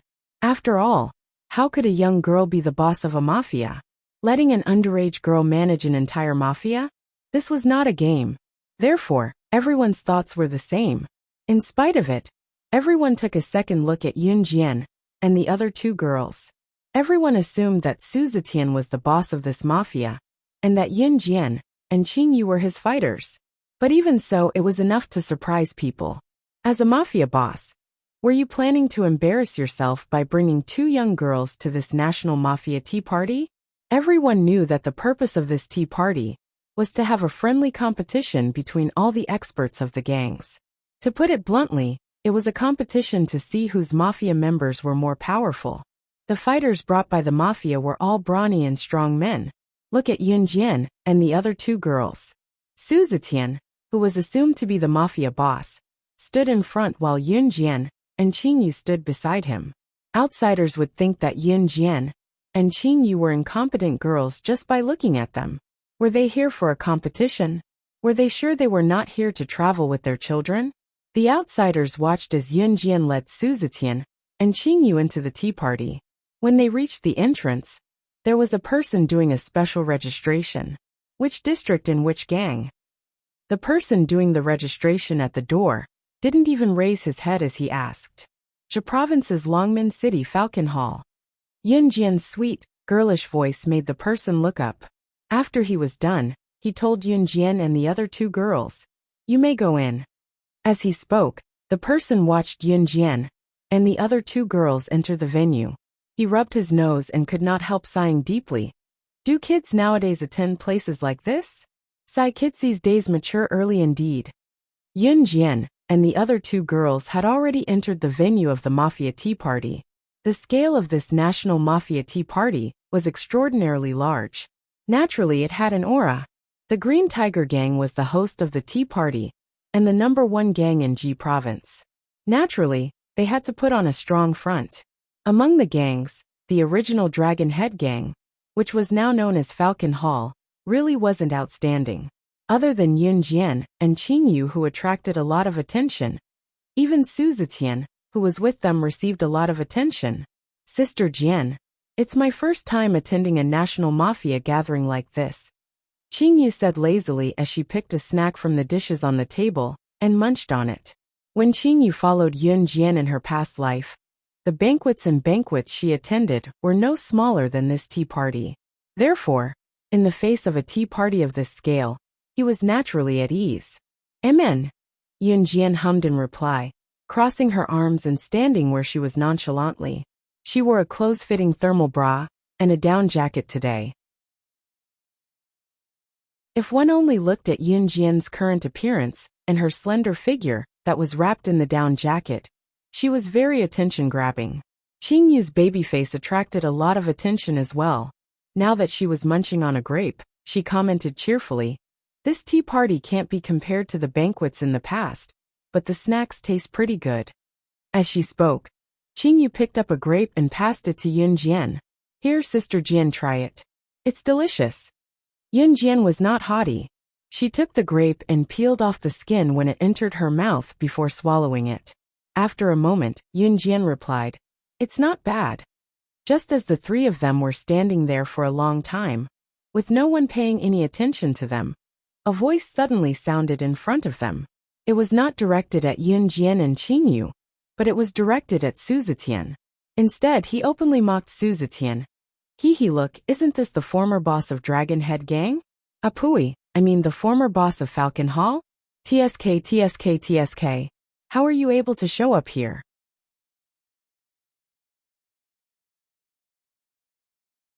Chapter 332. The bald man in his 30s stared at Yun Jian and Qing Yu, who were not too far away from Su Zetian, and guffawed, as if he had suddenly caught something hilarious. After a pause, the bald man spoke to Su Zetian arrogantly, "Ha. It's only been a few days, and you've brought 2 little girls to this tea party. Su Zetian, are you kidding me?" As he spoke, the bald man's expression turned arrogant. "Right, where's the legendary new boss of Falcon Hall slaying Luo? TSK, I heard she's a woman too." It was a blatant provocation. One had to admit that the bald man was here to pick a fight. "Su Limbua, are you done?" Su Zetian could not hold it in anymore. He finally lost it when Yun Jian did not say anything and roared back at the bald man. The bald man called Su Limbua picked his nose. He picked out a pile of booger from his nostrils and played with it twice between his fingers before flicking it off. He then pointed his nose at Su Zetian and said in an imposing manner, "What? Oh, I know. Su Zetian, you're not the boss now. Could it be that Falcon Hall's new boss, slaying Luo, doesn't dare to show up? Haha, but that's true. I heard slaying Luo is a woman. How would a woman dare to come to the territory where we men gather?" Su Limbua looked smug. Su Limbua was obviously acquainted with Su Zetian. Reality also proved that Su Limbua and Su Zetian had a deep connection. Su Zetian used to be the boss of Jia Province's Longmen City, but Jia Province had more than one city. There was a city near Longmen City called Yuzhou City, and Su Limbua was the boss of Yuzhou City. The 2 big bosses in the neighboring districts also had a great relationship with each other. Moreover, Su Limbua and Su Zetian had a huge conflict because of some things back then. Today was another national tea party. When Su Limbua saw Su Zetian, he naturally knew that he was no longer the boss of Falcon Hall. Enemies were usually enraged when they met, so Su Limbua had to come over and taunt him before he would let it go. After all, they were not on good terms back then. How bad was it? The 2 gangs were almost about to have a cross-city fight. But in the end, they didn't fight it out. Just as Su Limbua was feeling smug and completely ignored Yun Jian and Qing Yu, a voice suddenly rang out. The young lady's clear and refined voice was even more eye-catching in this noisy tea party. "Who said I didn't dare to come? Am I not here now?" Yun Jian suddenly interrupted, but her sudden admission caught Su Limbua, who had been complacent and even a little smug, off guard. Since Yun Jian had answered Su Limbua's question, did it mean that she was the current boss of Falcon Hall, the woman named Slaying Luo? No matter how bad Falcon Hall was, it was still the top mafia group in Longmen City, a legitimate mafia group with thousands of members. Su Limbua and the others were already surprised when they heard that the original Dragon Head gang had been taken over by a young woman named Luo Sha. After all, how could a gang be taken over by a woman? Many people would think that a woman would take over a gang and become the boss. A gang boss was a position that belonged to men. The fact that Falcon Hall was taken over by a woman was already shocking enough. More importantly, this woman named Rakshasa was actually this young girl, who didn't even look 18 years old. What a joke! Was there a mistake? In fact, Su Limbua had not even looked at Yun Jian and Qingyu in the eye since the beginning. No matter how he looked at them, Yun Jian and Qingyu, one of them was delicate and pretty while the other had a baby face that was purely childish. They looked like two skinny and weak girls no matter how he looked at them. In order to become the boss of a gang, the most important thing was to have strength. With strength, the brothers in the gang would listen to your orders and follow you wholeheartedly. Yun Jian and Qingyu, on the other hand, were hardly convincing. What?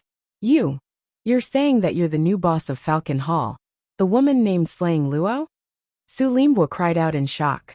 His shout immediately attracted the attention of the people in the surrounding circle. In fact, it was not that there were no female bosses in modern society, but they were few and far between. In spite of this, it was unheard of for an underage girl to be the boss. It had never happened since ancient times. Therefore, the crowd who had been paying attention to the situation when Yun Jian and Qingyu entered looked over when they heard Su Limbua's exclamation. Chapter 333. Everyone's gaze was trained on Yun Jian, waiting for her answer. Falcon Hall's boss was a woman? The news was too shocking. Yun Jian, however, smirked and replied to Su Limbua's question. Why? Don't I look like one? Once the group heard Yun Jian's reply, they could not help grumbling inwardly. Not only do you not look like one, you don't look alike at all, okay? Su Limbua gulped and stared at Yun Jian for another 2 seconds before he snapped out of it. Humph. Since he had said confidently that Yun Jian, Falcon Hall's boss, was not present, Su Limbua's mood was more or less affected as he scoffed. Although Yun Jian had no grudge against him, Su Limbua and Su Zetian had a deep grudge. Now that Yun Jian had taken over Falcon Hall, Su Limbua hated Yun Jian as well. Hence, Su Limbua continued quickly, casting a sidelong glance at Yun Jian as he spoke. Humph, ignorant brat. As he spoke, Su Limbua's gaze turned to Su Zetian again, his words laced with indescribable malice. Ha, Su Zetian. Oh, Su Zetian, you're amazing too. Aren't you arrogant? Now you've handed your gang to an underage brat.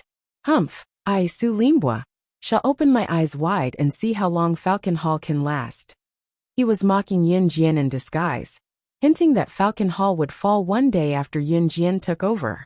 Su Zetian was not a person who would rage at the slightest provocation, but anyone who heard it would not be able to tolerate it. Just as he was about to retort, however, Yun Jian tugged at the corner of his shirt. Sister Jian, what are you doing?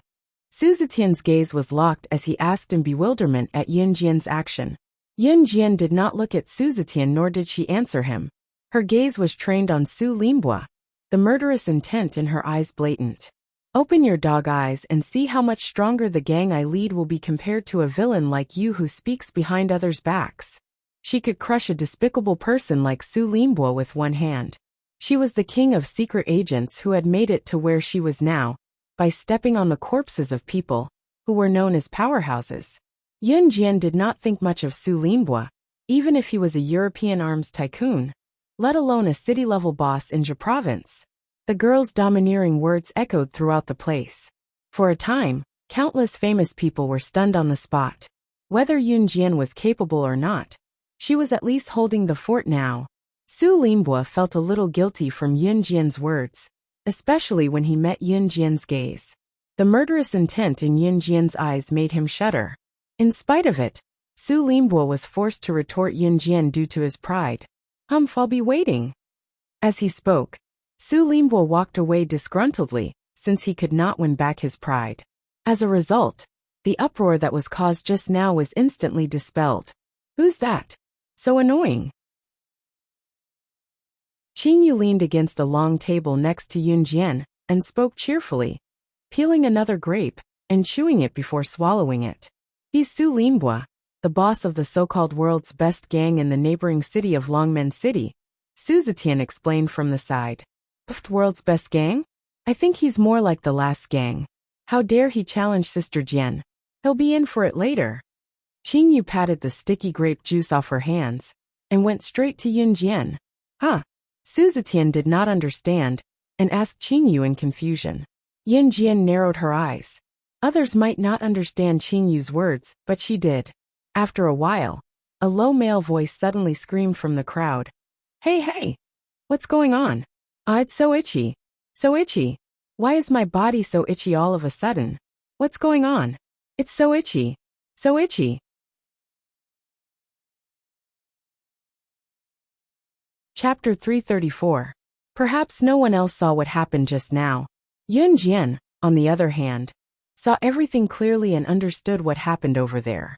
Qingyu's poisoning was done stealthily, so Yun Jian was not surprised. When Su Linbo was near them, Qingyu had poisoned him without a sound. It was a poison that made a person itch so much that they wanted to scratch themselves all over. If there was no antidote, they might even peel off a layer of their skin. Other than Yun Jian, the others did not see what happened just now, because Qingyu's poisoning speed was too fast for the naked eye to see. How could Qingyu, nicknamed Lady Poison, be a weakling? Of course, Yun Jian could see that Qingyu had poisoned her. Humph, who asked him to be so smug just now? How dare he slander my sister Jian? He should have a taste of his own medicine. Qingyu looked at where Su Linbo was acting up and pouted, before grabbing a small tomato from the long table, to stuff it into her mouth and chew. Su Zetian heard Qingyu's grumbling as well, and could not help turning to look at Qingyu from the corner of Yun Jian's head. He had witnessed Yun Jian's skills before. Yun Jian was fast, accurate and ruthless. Not long after, Su Linbo began to scratch his body. Then, Su Linbo's reaction became more and more intense. In the end, he actually fell to the ground and started rolling. Combined with Qingyu's grumbling, Su Zetian could not help but be surprised. Could Su Linbo's reaction be Qingyu's doing? Su Zetian had thought that Qingyu was just a young girl who followed Yun Jian around and did not even consider her capabilities. Now Su Zetian was even more surprised. It turned out that not only was Yun Jian skilled, the girl she brought along was extraordinarily skilled as well. Su Zetian had been staring at Su Linbo without blinking earlier. He had watched Su Linbo walk away, and did not even see Qingyu make a move all this while. Yet, the poison had already reached Su Linbo? What level was this? Let's go check it out over there. Yun Jian's gaze was nonchalant. She exuded a nonchalant aura, but her clear eyes and delicate features exuded an exquisite and unparalleled beauty. She was looking in a direction, and urged Su Zetian and Qingyu to go with her. Su Zetian grew solemn when he heard that Yun Jian wanted to go over there. From what he could tell, there must be a reason behind Yun Jian's words. Hey, Sister Jian, you found this. Qingyu's voice came again. What did she find? Su Zetian followed Yun Jian, went over solemnly, thinking that Yun Jian must have discovered something important. It was because she gave off the impression that she was a person who was calm and collected even in the face of major events. When he followed Yun Jian to a long dining table with a variety of delicacies, however, he saw Yun Jian reaching out to take a huge crab from the table. She then peeled the crab and dipped it in the soy sauce on the table, before eating it bite by bite. Su Zetian, who thought that Yun Jian had found something important, was dumbfounded. It turned out that Yun Jian had brought them here just to eat this huge crab. Qingyu's cheeky face could not help breaking into a smile. She leaned on the table and turned to ask Yun Jian. Sister Jian, this tea party doesn't look like much, but the food is pretty good. Yun Jian nodded and swallowed the last mouthful of fatty crab meat before commenting. This crab is delicious. Yun Jian loved crabs. She loved all kinds of seafood. Qingyu was aware of this, which was why she said what she said just now. Su Zetian, who was standing to the side, gulped. He was suddenly speechless.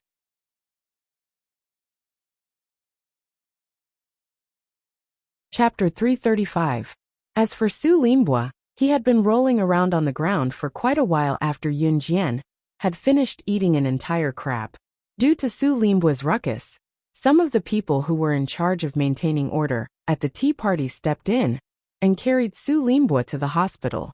On Su Linbo's exposed skin, there were many dense red pustules growing out of it. He's allergic, isn't he? What bad luck. Someone could not help shouting.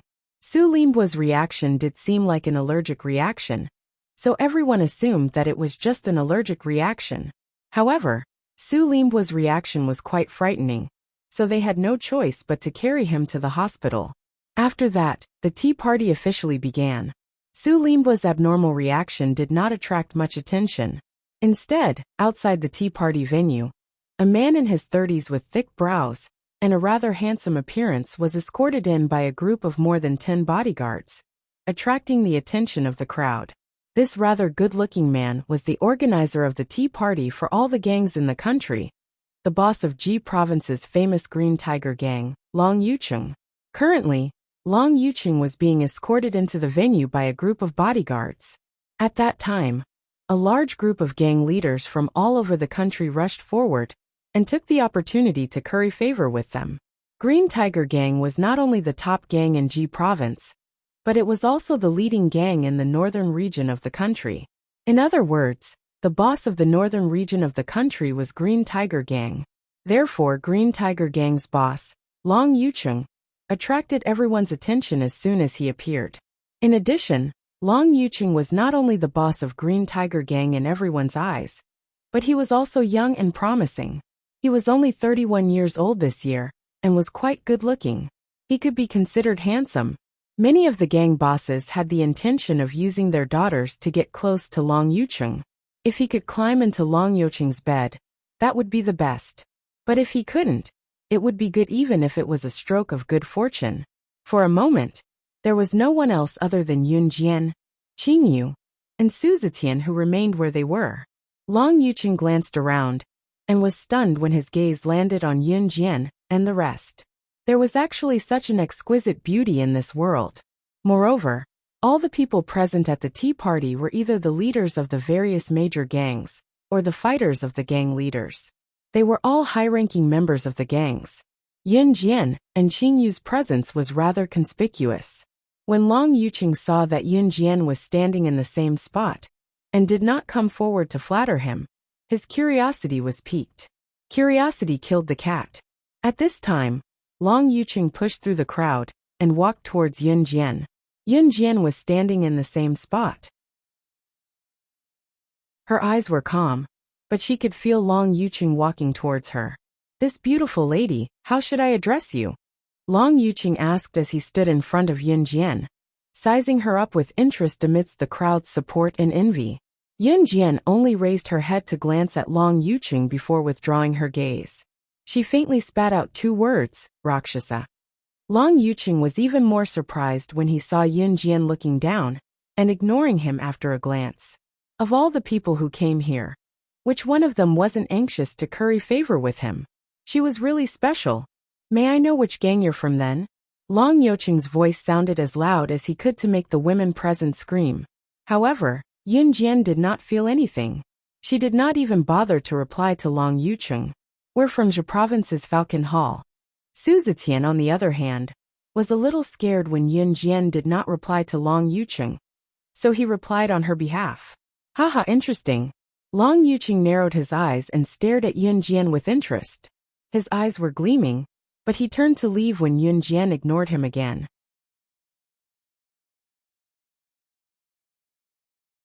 Chapter 336. Long Yucheng's appearance did not fluster Yun Jian at all. It was Su Zetian who panicked as he stood beside Yun Jian and looked at her worriedly. "Sister Jian, that's Green Tiger Gang's boss Long Yucheng. He's young, but he's the boss of the biggest gang in the north. Rumor has it that he's ruthless. Nothing he sets his sights on has ever escaped. He probably had his eyes on you just now. Sister Jian, why don't we leave earlier?" The reason why the other gangs were so afraid of the Green Tiger Gang and wanted to get close to it was because it was a gang with absolute capability. In the early years, when numerous gangs of various sizes were fighting for supremacy in the north, the Green Tiger Gang had already stood out. It had hundreds of years of history and a strong foundation. It was rumored that its wealth could rival a country's. Of course, it was just a metaphor. It did not mean that the Green Tiger Gang was really that powerful. However, Su Zetian had heard that Long Yucheng was young, only 31 years old, but he was extremely ruthless in his methods. There was another rumor about Long Yucheng. It was said that no one he set his sights on, be it a woman or a man, could escape from his clutches. Su Zetian was at most the boss of a small Longmen city back then. He had never thought of going up against the most powerful gang in the north, Green Tiger Gang. This was something that was completely impossible to win. What Long Yucheng said just now meant that he had his eyes on Yun Jian. Therefore, the only way Su Zetian could think of was to run. Run? Do you think I'm the kind of person who would run away from a battle? Yun Jian chuckled at Su Zetian's words, and tucked a handful of hair behind her ear, as she said with pursed lips. Qingyu, who was standing aside, chuckled. In contrast to Su Zetian's worries, Qingyu was unfazed. In spite of it, there was a reason for her to run. If Yun Jian was really that capable, if she was only the boss of a mere Falcon Hall, and caught the attention of Green Tiger Gang's boss, Long Yucheng, the biggest gang in the north, it was possible for her to run away immediately. It was a pity that Yun Jian was not like that. The word escape had never appeared in her dictionary. The tea party lasted for a while. During this time, all the bosses present, as well as the higher-ups who came to participate in the tea party, only drank tea, tasted the food and tasted the desserts. It wasn't until one of the hosts from the Green Tiger Gang stepped forward to host the event that the peaceful atmosphere was broken. Everyone, please be quiet. Everyone here is a gang leader from all over the country, as well as the higher-ups of the various gangs. First of all, I would like to welcome you. Secondly, according to tradition, every year during the tea party in the underworld, there will be a ranking of the strength of all the major sections. Therefore, I would like to ask all the experts of the sects to make preparations. In a while, the friendly competition between the sects will begin. Everyone, please have the elites from your sects come to the arena. The Green Tiger Gang basically invited all the gangs in the country to a tea party every year. At the same time, they would also hold a ranking of the gang's strength. In other words, the leaders of the various gangs would bring the strongest person in their gang to participate in this tea party. Furthermore, during the competition, the strongest person among them would participate in the competition. Of course, at this time, the strongest person in the gang would represent their own gang. The first round of the competition will be a competition of marksmanship. Everyone, please gather in the backyard of the tea party. After the host finished speaking, he led the crowd to the backyard of the tea house. Let's go too.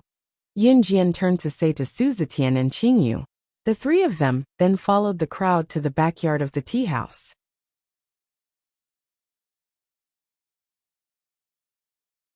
Chapter 337. Yun Jian nodded in agreement. Qingyu's poison skill was astounding, but her marksmanship was not the best. However, in a gang tea party like this, no matter how bad her marksmanship was, she would still be one of the best among the group. Su Zetian did not say anything. He knew that Yun Jian must have her reasons for agreeing. Yun Jian and the other two girls were standing in the corner, but they were also the most conspicuous. Long Yucheng's conversation with Yun Jian earlier had attracted the attention of many people present. Yun Jian and the other two girls were there as well. In addition, they had heard that Yun Jian was Falcon Hall's boss, so they were even more curious about who they would send for the competition. Falcon Hall will probably send that middle-aged man, who looks more muscular, to compete. After all, the two girls don't look convincing at all. Moreover, the first round is a marksmanship competition. They probably haven't even touched a gun before, have they? Some people could not help discussing. I think it'll be that middle-aged man too. Among the trio, there were two girls and Su Zetian was the only one who was older and looked more robust. So everyone thought that he would be the one to represent Falcon Hall in the competition. Beautiful, we meet again as expected. TSK, do you want me to lend you a hand? I'll send a subordinate to you. Long Yucheng, who had left earlier, came to the backyard of the tea house. He looked at Yun Jian and asked with a suggestive gaze. Qingyu, go over. Yun Jian ignored Long Yucheng. She did not even look at him as she turned to speak to Qingyu. Qingyu turned and walked toward the place where the powerhouses from various gangs were gathered after listening to Yun Jian. Qingyu looked sweet and adorable with a delicate baby face. However, when Qingyu walked over, someone finally couldn't help but shout, F***ck, it can't be. This is really sending little girls to compete in spear skills? Someone immediately replied, Hee, I think the boss of Falcon Hall, slaying Luo, knows that there's no one in his gang, so he sent a little girl up. Even if he loses this round, it won't be embarrassing for him in the future. Looks like the boss of Falcon Hall isn't that great after all. How boring. Some of the people who were watching the show had already started chatting with relish. The highlight of the annual tea party was the time when the various sects would compete against each other to rank their strength. It was also the time when people were most excited about it. TSK Beauty, you heard it yourself, right? Wasn't it nonsense to send a little girl to shoot a gun? I said that I would send a subordinate to help you out of the goodness of my heart. Why don't you appreciate it? Long Yuqing stood not far from Yun Jian and couldn't help but whisper. All in all, his words were filled with doubts about the azure glaze spear technique. However, before Long Yuqing could finish his sentence, a series of gunshots rang out from the arena. Bang, bang, bang. 10 consecutive gunshots rang out as Qingyu raised her gun and aimed at the target before she started firing. 10 shots, each one in the ring, hitting the target 10 times. Long Yuqing shut his mouth at once. Those who were gossiping about Yun Jian and her companions just now kept their mouths shut as well. On the other side, Qingyu ran back after firing her 10 shots. When she came to Yun Jian, she said joyfully, Sister Jian, I'm done but the target is so close. It's really easy. Yun Jian nodded faintly without much reaction. She looked as if everything was within her expectations. After that, each gang's experts fired their 10 shots, and the person in charge of registration was done as well. At this time, the host stood on the competition stage again and used his not-so-pleasant voice to continue speaking. Cough, cough. Everyone, the experts of the gangs have performed very well. Now we will immediately begin the second round of the competition. This round will be a competition of martial arts. Taekwondo, Wushu, Sanda. Whatever martial arts you can use them all.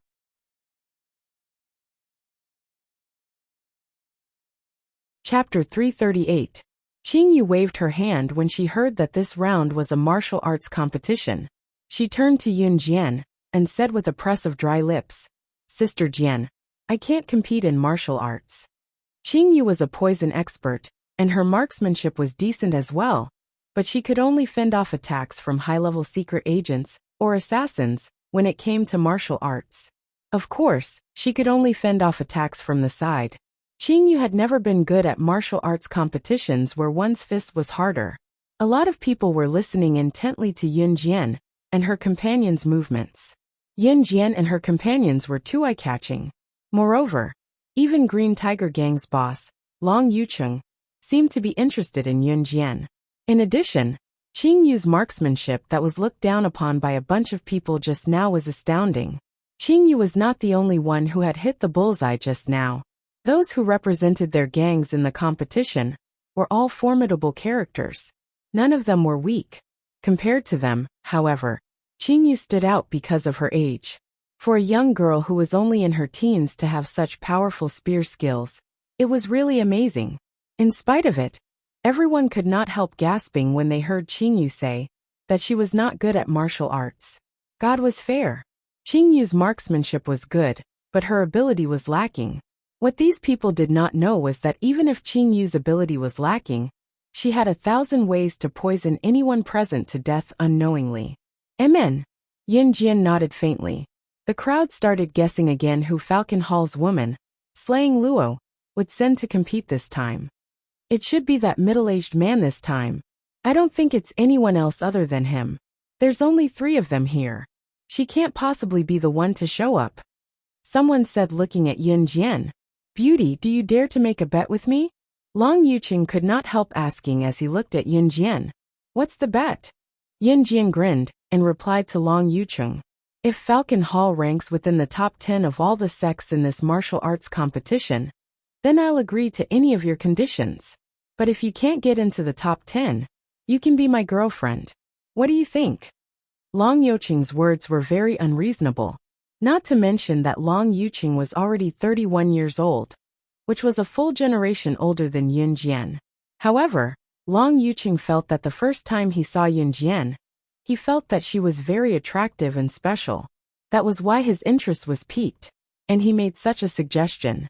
In Long Youqing's mind, there were only 3 of them, including Yun Jian. Now that Qingyu was not participating in the competition, and Su Zetian did not look particularly strong either. His request was for Falcon Hall to be ranked within the top 10 among all the sects present in the martial arts competition. It was not an easy task. There might be an exception in the shooting competition just now, but it was not so easy to win in a martial arts competition. Moreover, there were more than 100 people from all the sects present. It was not easy to get into the top 10 among all the sects present. In the past, the first place always belonged to Green Tiger Gang. As for the other sects, they were not weak either. Falcon Hall's predecessor was Dragon Head Gang. Long Youqing had some impression of Dragon Head Gang. He vaguely remembered that Dragon Head Gang had always ranked below the top 100 in the past years. That was why Long Youqing proposed the bet with Yun Jian so boldly. Even if Dragon Head Gang, which was the current Falcon Hall, improved greatly, could they get into the top 10 from the top 100? Under everyone's gaze, Yun Jian's lips curled into a smile as she agreed to Long Youqing's bet. Sure. Sister Jian, you can't do this. Su Zetian called out anxiously from the side. I know what to do, Yun Jian replied, and stood up to make her way to the arena. Due to Qingyu's appearance just now, Yun Jian's appearance was no longer a surprise to the people present. Once they were in the arena, the opponents were decided according to the order of drawing lots. Yun Jian drew a lot, and went up to the arena, ready to fight. A bulky man came up from the opposite side of the arena. It was obvious that this person was her opponent.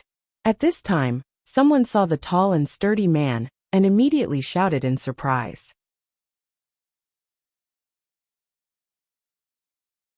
Chapter 339. What do you mean it's said? It's true. Teng Shi is the second in command of the Green Tiger Gang. His ability is nothing to scoff at. Did you guys know that? Teng Shi has always represented the Green Tiger Gang, and won first place in the past martial arts competitions. Is this for real? He's that good? Do you think he's bluffing? The group of people who were watching the show commented enthusiastically. The friendly competition between the major guilds was, in fact, just sending the strongest person in their own gang to participate. However, the strongest person in the gang represented the entire gang behind him. However, a single powerhouse could be compared to countless higher-ups. Therefore, everyone valued this friendly competition. After all, whichever gang sent this person to win first place would mean that the gang was very powerful. The crowd was enjoying the show, while Su Zetian wore a bitter expression on his face. Compared to Su Zetian, Qingyu was sitting on a bench lazily, munching on the sunflower seeds that she used to entertain the guests.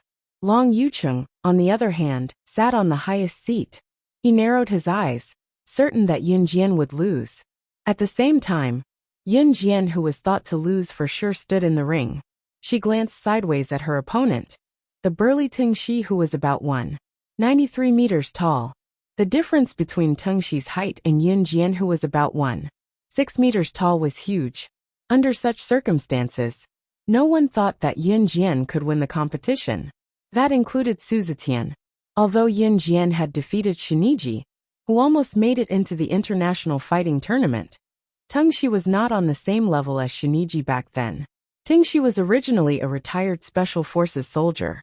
When he was a Special Forces soldier, he had even killed a female secret agent from an international underground organization with his bare hands. Therefore, Su Zetian thought that no matter how powerful Yun Jian was, she was only a little girl after all.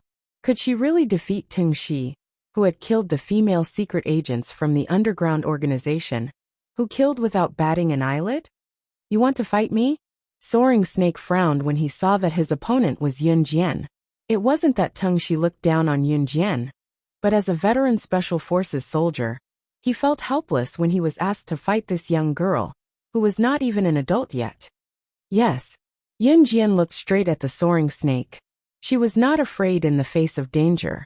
When the audience saw this, they all began to cheer. However, they all cheered for Soaring Snake. Soaring Snake, defeat her and send her home to drink milk. How dare you come here and ask for a beating? I don't hit children. Soaring Snake, on the other hand, stared at Yun Jian for 2 seconds. After he finished speaking in front of everyone, he turned around to leave the arena. You're not fighting anymore. It hasn't even started yet. Someone couldn't help but voice out in disappointment. Just as Soaring Snake was about to walk out of the arena, the girl's clear and melodious voice came from behind him. What a pity. I specialize in fighting big friends. She compared him to a big friend? When Soaring Snake heard Yun Jian's words, he was stunned. When he turned around, he saw a figure so fast that it was impossible to see with the naked eye rushing towards him. In the next second, the figure kicked Soaring Snake in the abdomen. Soaring Snake could clearly feel himself being kicked a few meters away. His chest was burning as he fell outside the arena. That speed was indescribable with words. In the past, he had killed a female secret agent from an international underground organization. That secret agent's killing method was mysteriously similar to the kick he had received.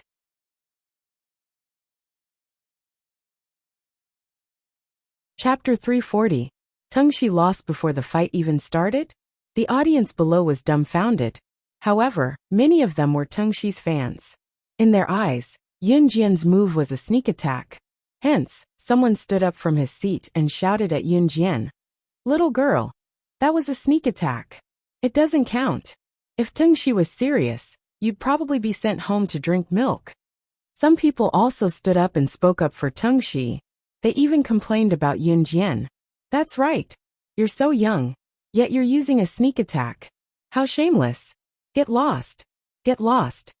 In an instant, the number of people cursing Yun Jian increased greatly. Long Yucheng, who was sitting below, had already sensed that something was wrong when Yun Jian made her move. He narrowed his eyes and stared at Yun Jian, as if he wanted to see through her. Yun Jian, who was slandered by the crowd, was unmoved. She narrowed her eyes and looked at Tengxi, who was lying on the ground. Suddenly, she hooked her pinky and said with a glimmer in her eyes, "If you're not convinced, you can fight me fair and square." Yun Jian didn't intend to win with a sneak attack. Reality proved that if she didn't make the first move, with Tengxi's character, he would probably leave. Tengxi, who was lying on the ground, looked at Yun Jian and stopped looking at her with contempt. Yun Jian didn't use too much strength in her kick.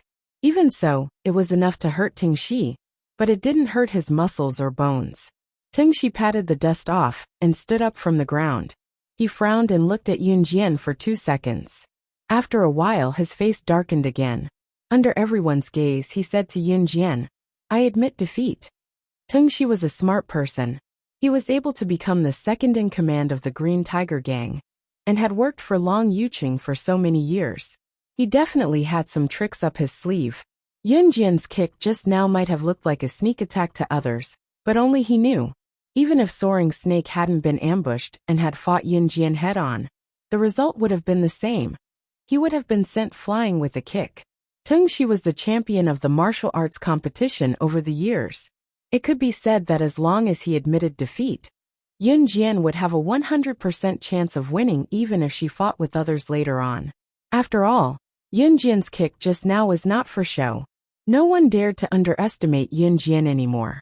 They also knew that since Yun Jian dared to come on stage, she must have some skills. However, Tengxi's admission of defeat still shocked everyone. However, compared to Soaring Snake's surrender, Long Yucheng's expression was the ugliest. Long Yucheng was the first to stand up. As the leader of the Green Tiger Gang, he slammed the table and ordered Soaring Snake, "How can a member of the Green Tiger Gang be such a coward?"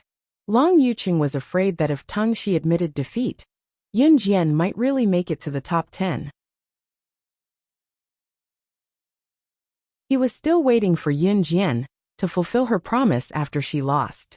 Tengxi remained unmoved after hearing Long Yucheng's words. If he could win, why would he admit defeat? However, even though he knew that he couldn't beat his opponent, Teng Shi wasn't so stupid as to rush to his death. "Boss, I'm not a coward. I really can't beat her." That kick just now didn't seem special. But the way she attacked was similar to the female international secret agent I killed years ago. No, it was even better. Back then, when I killed that female international underground agent, I was also covered in wounds and on the verge of death. I almost died. That's why I can't beat her in this round. That's why I admitted defeat. Teng Shi's words pierced everyone's hearts. Such a high evaluation caused huge waves in everyone's hearts.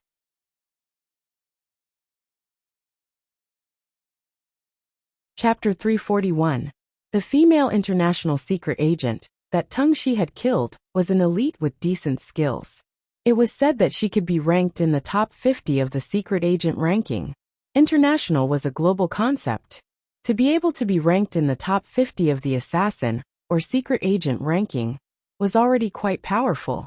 After all, there were many assassins or secret agents in the world.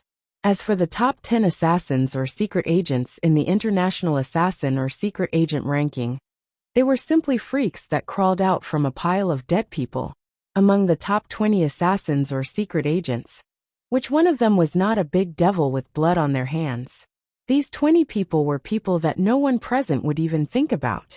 After all, these people were at the top of the world, and they did not have the life to meet them. Therefore, Teng Shi, who had killed the female international agent, had won the respect of the strong in everyone's hearts. Today, however, Teng Shi, who claimed to be a powerhouse, was saying that Yun Jian was more skillful than the female agent whom he had barely managed to kill back then. Under such circumstances, who would dare to fight with Yun Jian? However, if the people present knew that Yun Jian was the strongest among the 20 big devils, they would probably be scared witless. As for whether I, Teng Shi, am a coward or not, boss, I'm not a coward. However, I'm not a suicidal person either. Therefore, I admit that I'm not as good as you in this martial arts competition. Teng Shi said this to Long Yucheng, then turned around and left the arena, walking toward the guest seats. Long Yucheng was shocked by Teng Shi's words, but he immediately revealed a trace of viciousness on his face.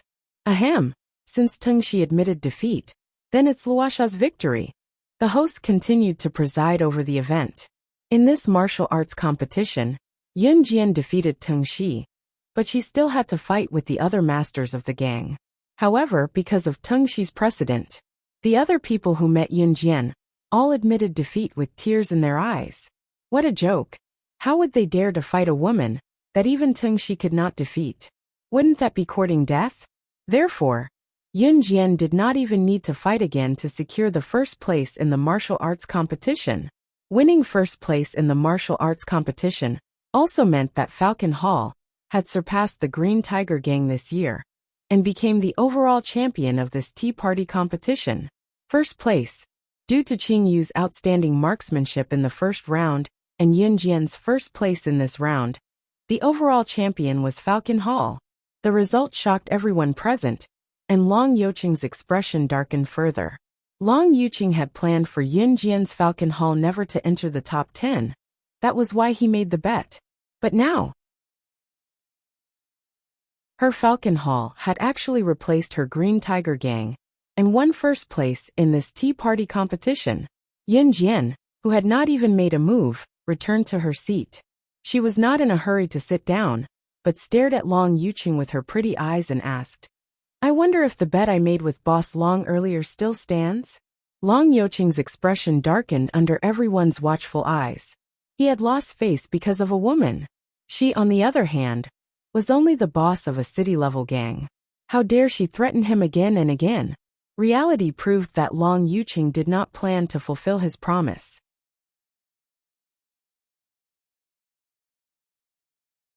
Chapter 342. Although Long Yucheng was the boss of the Green Tiger Gang, and he was quite good-looking, at least his facial features could be considered decent. But how many of the gang members who could survive in the black market were honest and upright? It was true that gangsters were loyal, but it did not apply to Long Yucheng. Su Zetian was afraid of Long Yucheng from the start, because this was Long Yucheng's territory. More importantly, Long Yucheng did not have a good reputation among the big gangs. Some people said that he changed his attitude faster than flipping a book. Moreover, as mentioned earlier, there was nothing that Long Yucheng could not get if he wanted it. As for Long Yucheng's sudden change in attitude, everyone present could not wait to avoid it. Yun Jian, the person in question, was surrounded by Long Yucheng's gang of close to 100 men. However, she looked normal and did not look surprised at all. Even Long Yucheng's sudden change in attitude seemed to be within her expectations. Long Yucheng was already on his feet now. He went to Yun Jian and looked down at her from above. After 2 seconds of silence, he spoke to Yun Jian. You're a smart person. Since that's the case, I won't beat around the bush with you. I Long Yucheng have countless women, but I've never met one that I like. Those women only care about my identity and status. But you're different. You're special. So I'm giving you a chance now. I want you to be my woman. Long Yucheng's words were said in a firm tone. His words carried the meaning of, I'm flattering you by asking you to be my woman. Yun Jian only narrowed her eyes slightly. Her petite body was wrapped in a simple down jacket, but she looked strangely alluring. What if I refuse? Yun Jian raised her eyebrows. She did not show any fear, and her words were clear. Then Falcon Hall will disappear from the stage of the black market. Long Yucheng's pupils shrunk as he stared at Yun Jian's beautiful body. His desire was aroused as he threatened loudly. Yun Jian was different from other women. She seemed to have many secrets about her, and her beautiful and alluring body was constantly attracting Long Yucheng. Long Yucheng desperately wanted to have her for himself. He could not help roaring inwardly that he had to make this woman his prisoner in bed. Are you sure? Yun Jian, on the other hand, kept her smile with squinted eyes. There was an unfathomable viciousness on her petite face. Su Zetian and Qing Yu were standing behind Yun Jian, surrounded by a group of people. Su Zetian was already sweating profusely. This time, Sister Jian did not bring any of her brothers with her, but something like this happened. He was afraid that Long Yucheng would ruin Yun Jian, of course. Babe. All of this can be avoided if you're obedient. Long Yucheng was back to his usual self as he walked up to Yun Jian with a smile and stood in front of her. Her fair and flawless skin was reflected in Long Yucheng's eyes as he unconsciously reached out to touch Yun Jian's cheek. The gang leaders who dared not make a sound shook their heads inwardly. Yun Jian was skilled, but there were only 3 of them. How could she win against Long Yucheng? The pretty girl was probably going to be ruined here. Just as Long Yucheng reached out to touch Yun Jian's cheek with a smile, a bright object flashed before everyone's eyes. TSS. With a soft sound, a blinding bullet came from afar and sank into Long Yucheng's hand that was about to touch Yun Jian's skin. Ow! Long Yucheng howled as the bullet pierced his palm, his voice echoing through the clouds. Everyone was stunned by this turn of events. At the same time, everyone looked in the direction where the bullet had come from. A man in his 19 years of age was escorted by 2 men in their 20s as they walked over. The man in the middle was the one who had fired the shot. He was currently striding over with his long legs.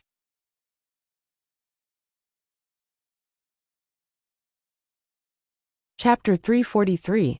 The newcomer was Ce. The 2 men standing behind Ce were none other than Adam and Emo's son, who were always by his side. The appearance of the 3 men immediately caused a commotion among the crowd. The 3 of them were all top-notch beauties, and their appearances were absolutely stunning. In comparison, Ce's looks were a cut above the other 2 men. The surrounding crowd was dumbfounded by what they saw. Originally, among this group of people, Long Yucheng's appearance could be considered to be the most upright and outstanding. However, the appearance of the 3 men, not to mention Ce, who was standing in the middle, the 2 men beside him were far more attractive than Long Yucheng. As for Ce, who was standing in the middle, he was so handsome that words could not describe him. At that moment, what frightened the crowd the most was what Ce had said earlier. Kill Long Yucheng? Destroy the Green Tiger Gang? The crowd's hearts skipped a beat, but they quickly calmed down. Even if Ce had shot Long Yucheng's palm the moment he appeared, what kind of status did the Green Tiger Gang have? The Green Tiger Gang was the top gang in the northern region. How could they be destroyed just like that? Yes, young master. Emo's son, who was standing on the left, answered. He then took out his phone from his pocket and dialed a number. Who are you? How dare you say that you want to kill me and destroy the Green Tiger Gang? Long Youqing's face was contorted in pain as he pressed his other hand, that was shot through with one hand, and took 2 steps forward to stand in front of Ce, speaking through the pain. You don't deserve to know our young master's identity. Haha. As for your Green Tiger Gang, our Hun organization can't destroy you. Adam could no longer suppress his irritable nature. He jumped out and sneered at Long Youqing. An Hun organization? An Hun organization? Wasn't an Hun organization the famous assassin organization that had trained countless international bigwigs? One should know that the top secret agent slaying God, who had shaken the world and made countless businessmen, politicians, and international tycoons tremble in fear, was from an Hun organization. These people were from the Hun organization. Hearing Adam's words, Long Youqing's face, which was already pale due to his injuries, became as white as a sheet of paper. He was stunned on the spot. The Hun organization, along with the Kosha mercenaries, was known as the #1 assassin organization and the #1 mercenary organization. Someone once said that if you offended anyone from the Hun organization, you wouldn't be far from death. Long Youqing hadn't expected the people from Hun to show up at his little tea party. The bullet had pierced his palm, but Long Youqing was enduring the suffocating pain. He knelt down with a thud and crawled towards Ce. Please let me go, let me go. I don't know how I've angered all of you, but please forgive me. Let me go this time. Long Youqing's entire body was trembling, and his voice was trembling. Heavens! An Hun organization. He, Long Youqing, had angered the people from an Hun organization? Not to mention the Green Tiger Gang. Even if all the gangs present were to combine forces, they wouldn't be a match for an Hun organization. This was the difference in ability. I don't know how you've angered our young master. Pfft, you challenged our young madam in public, and you say you didn't anger our young master? Adam stood in front of Long Youqing and mercilessly stomped on the back of Long Youqing's hand as he spoke word by word.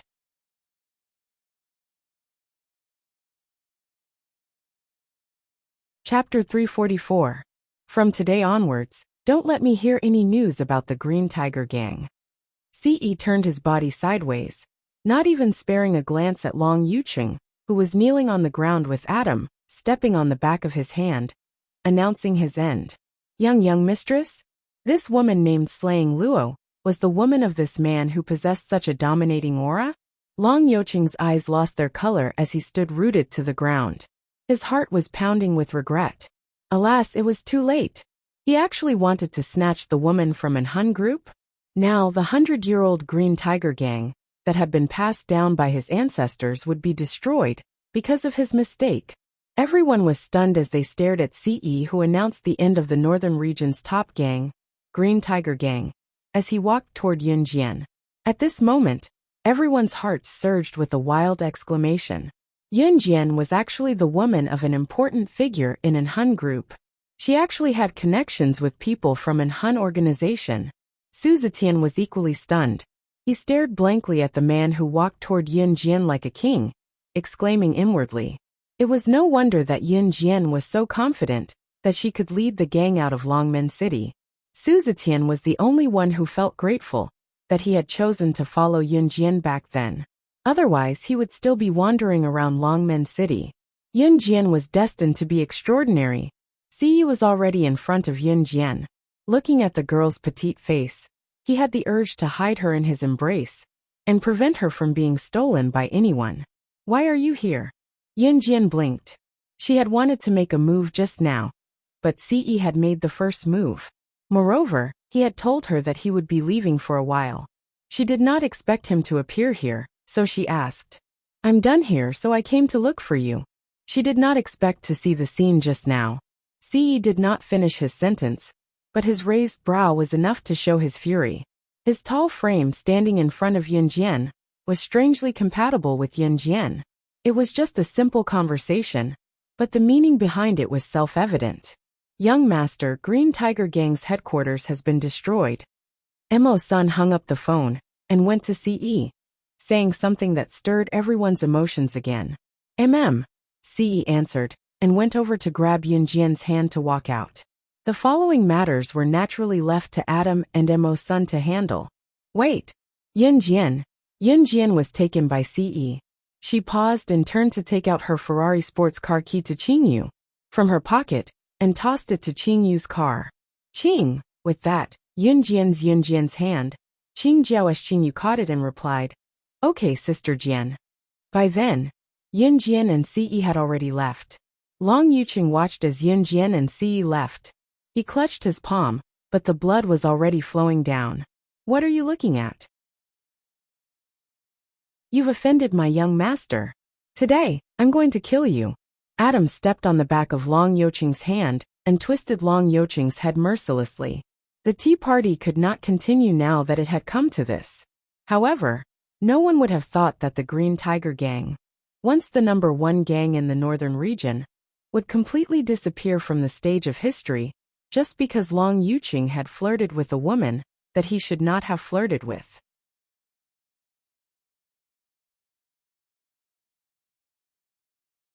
Chapter 345. When Yunjian and Ce walked out of the tea party venue, Adam lifted his leg to grab Long Yuqing from the ground and was about to give him the final blow. Suddenly, a weak male voice rang out from the tea party venue. The man's voice was directed at Adam.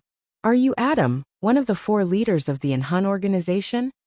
There were 4 leaders in Enhun organization. Their names were Adam, Mo's son, Shueying and Lin Wei.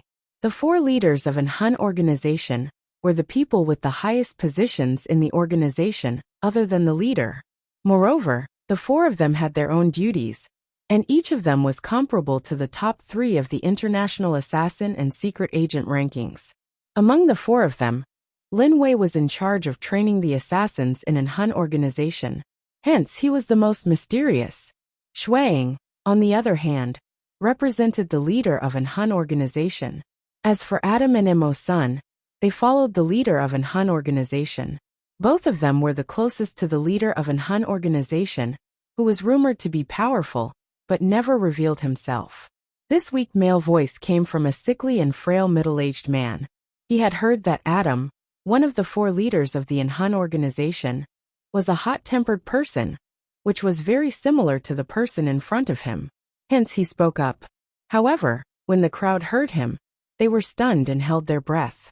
Everyone who was present was in the underworld, who had not heard of the 4 leaders of Enhun organization. Even Qingyu could not help but shudder at this moment. Adam and Mo's son were the ones who always followed the leader of Enhun organization. They would never show weakness to anyone. There was only one person who could make them listen to him and bow down to him willingly. That person was the leader of Enhun organization. If that was the case, could the man who looked like he was only 19 years old be the leader of Enhun organization himself? Yunjian had left the tea party with Ce and got into Ce's Lamborghini. Once they got into the car, Ce grabbed Yunjian's wrist. He narrowed his eyes slightly, a strong sense of possessiveness reflected in his starry eyes. "If you meet that kind of person in the future, kill him directly. If anything happens, I'll take care of it for you." His gaze that met with Yunjian's gradually softened. However, his words were still filled with anger. Whether it was Chun Yen at the beginning, or Long Yucd this time, they all wanted to steal his woman. Ce had never wanted to wrap a woman up so crazily to prevent others from seeing her beauty. He had hated women since he was young until he met her. Ce, on the other hand, was someone who did not like someone. Once he liked someone, he would never change. Therefore, he was really angry just now. His eyebrows were slightly furrowed, and there was an indescribable handsomeness on his handsome face. Suddenly, a pair of cold hands caressed between his brows, smoothing his frown. She could feel her heartbeat as she met Ce's eyes, pressing her lips seductively. She pursed her red lips and leaned closer to him. Ce looked at the red lips that were inches away from him. He swallowed his dry throat and leaned his head forward to kiss those red lips.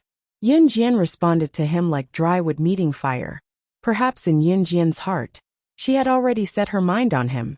After the kiss, Yunjian lowered her head, her face flushed red.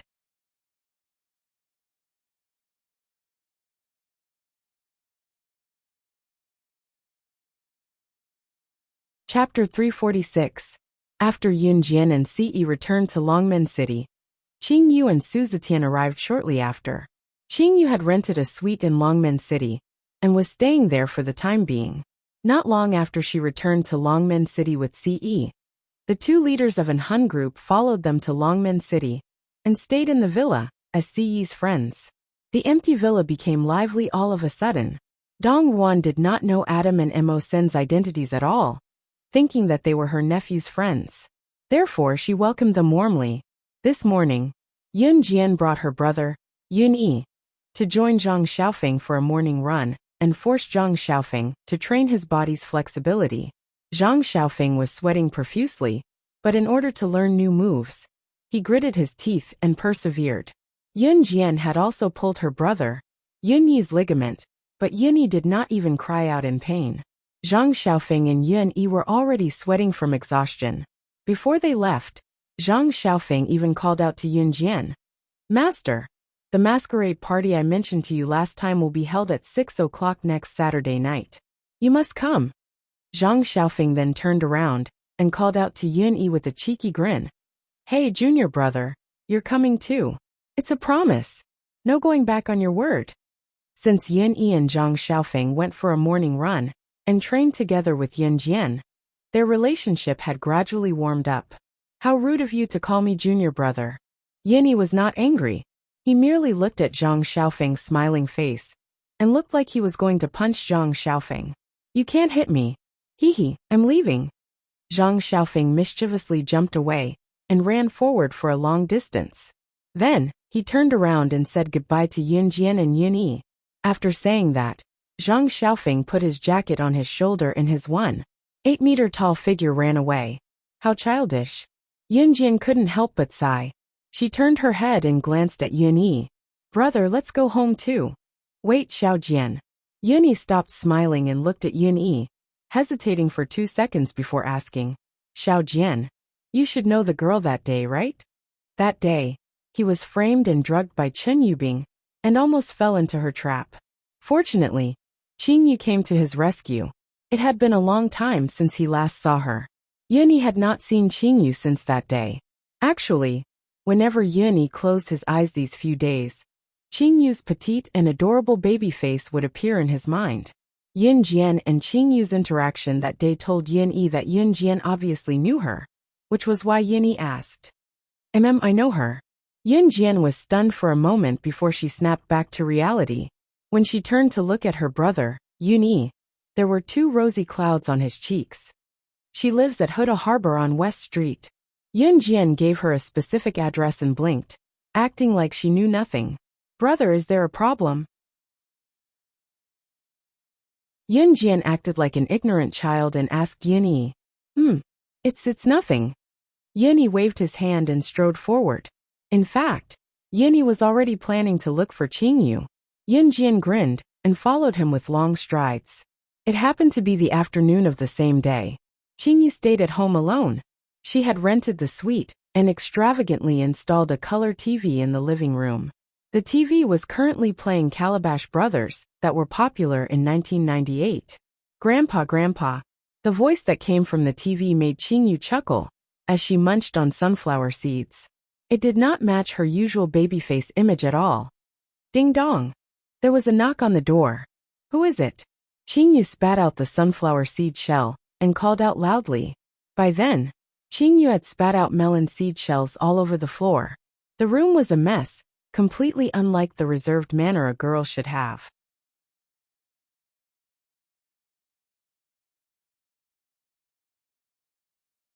Chapter 347. Stop it. I'm already here to open the door. I'm so pissed. It's the best part of the show. Little Calabash Brothers' grandfather has been taken away. Qing Yu mumbled as she ran to open the door in her slippers. Since she was at home, she only wore a dress with sleeves that did not go past her knees. She had thick stockings on her feet and a cute pink jacket on her. As soon as she said that, she opened the door and saw the person standing outside. In an instant, the long-winded words in his mouth stopped. Yun Yi was standing at the door.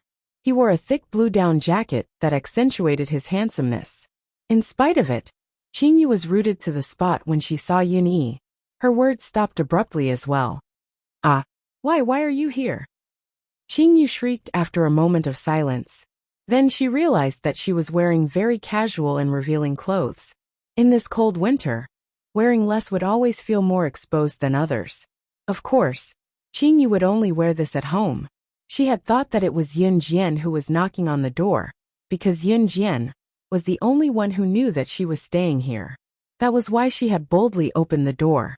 Who would have thought that the person standing at the door was not Sister Jian, but Yun Yi? Once she saw Yun Yi, she was reminded of the time when she was nude and Yun Yi was detoxified, and both of them were hugging each other.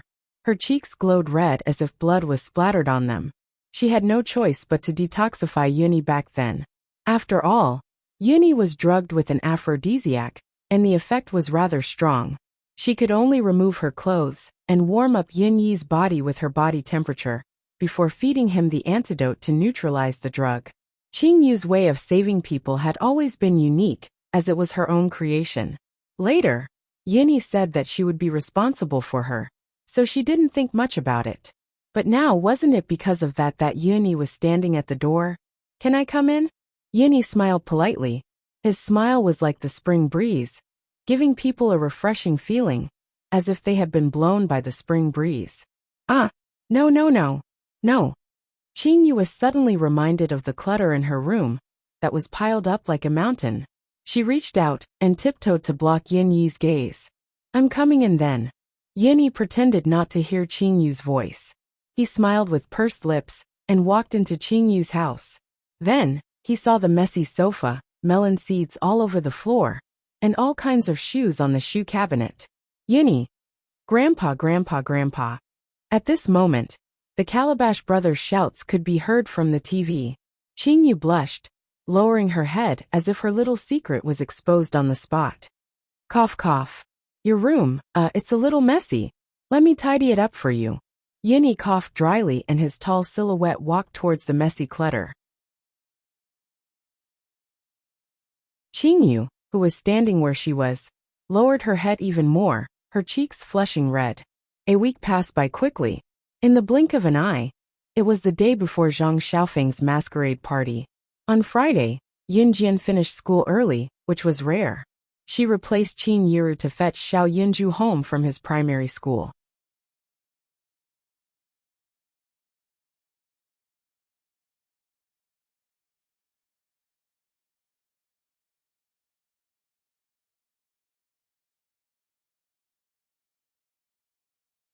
Yun Jian patted Xiao Yunju's head and took the bag from Xiao Yunju's hands. She asked, Xiao Yunju, did you listen to the teacher in class today? Xiao Yunju shook his head and suddenly raised his head stubbornly. Yun Jian suddenly saw a line of tears on his little face. What's wrong? Yun Jian suddenly frowned. She squatted down and looked at Xiao Yunju's stubbornly tear-streaked face. Are you Yunju's big sister? Suddenly, a greeting came from the side. Yun Jian turned around and saw that the female teacher who had been standing on the podium just now was already in front of her. Next to the female teacher was a noble woman who was holding a white and chubby boy's hand. Before Yun Jian could respond to the female teacher, the noble woman next to the female teacher pointed at Yun Jian's nose and scolded her. You're tuning in to the Li Mei's Wuxia Whispers YouTube channel. We're so grateful for your support. And don't forget to subscribe to join us on this incredible journey through captivating stories. Your generosity through donations truly makes a world of difference, as it's the primary source of revenue that allows me to expand and enhance this channel for you. Thank you from the bottom of my heart for being a part of this adventure.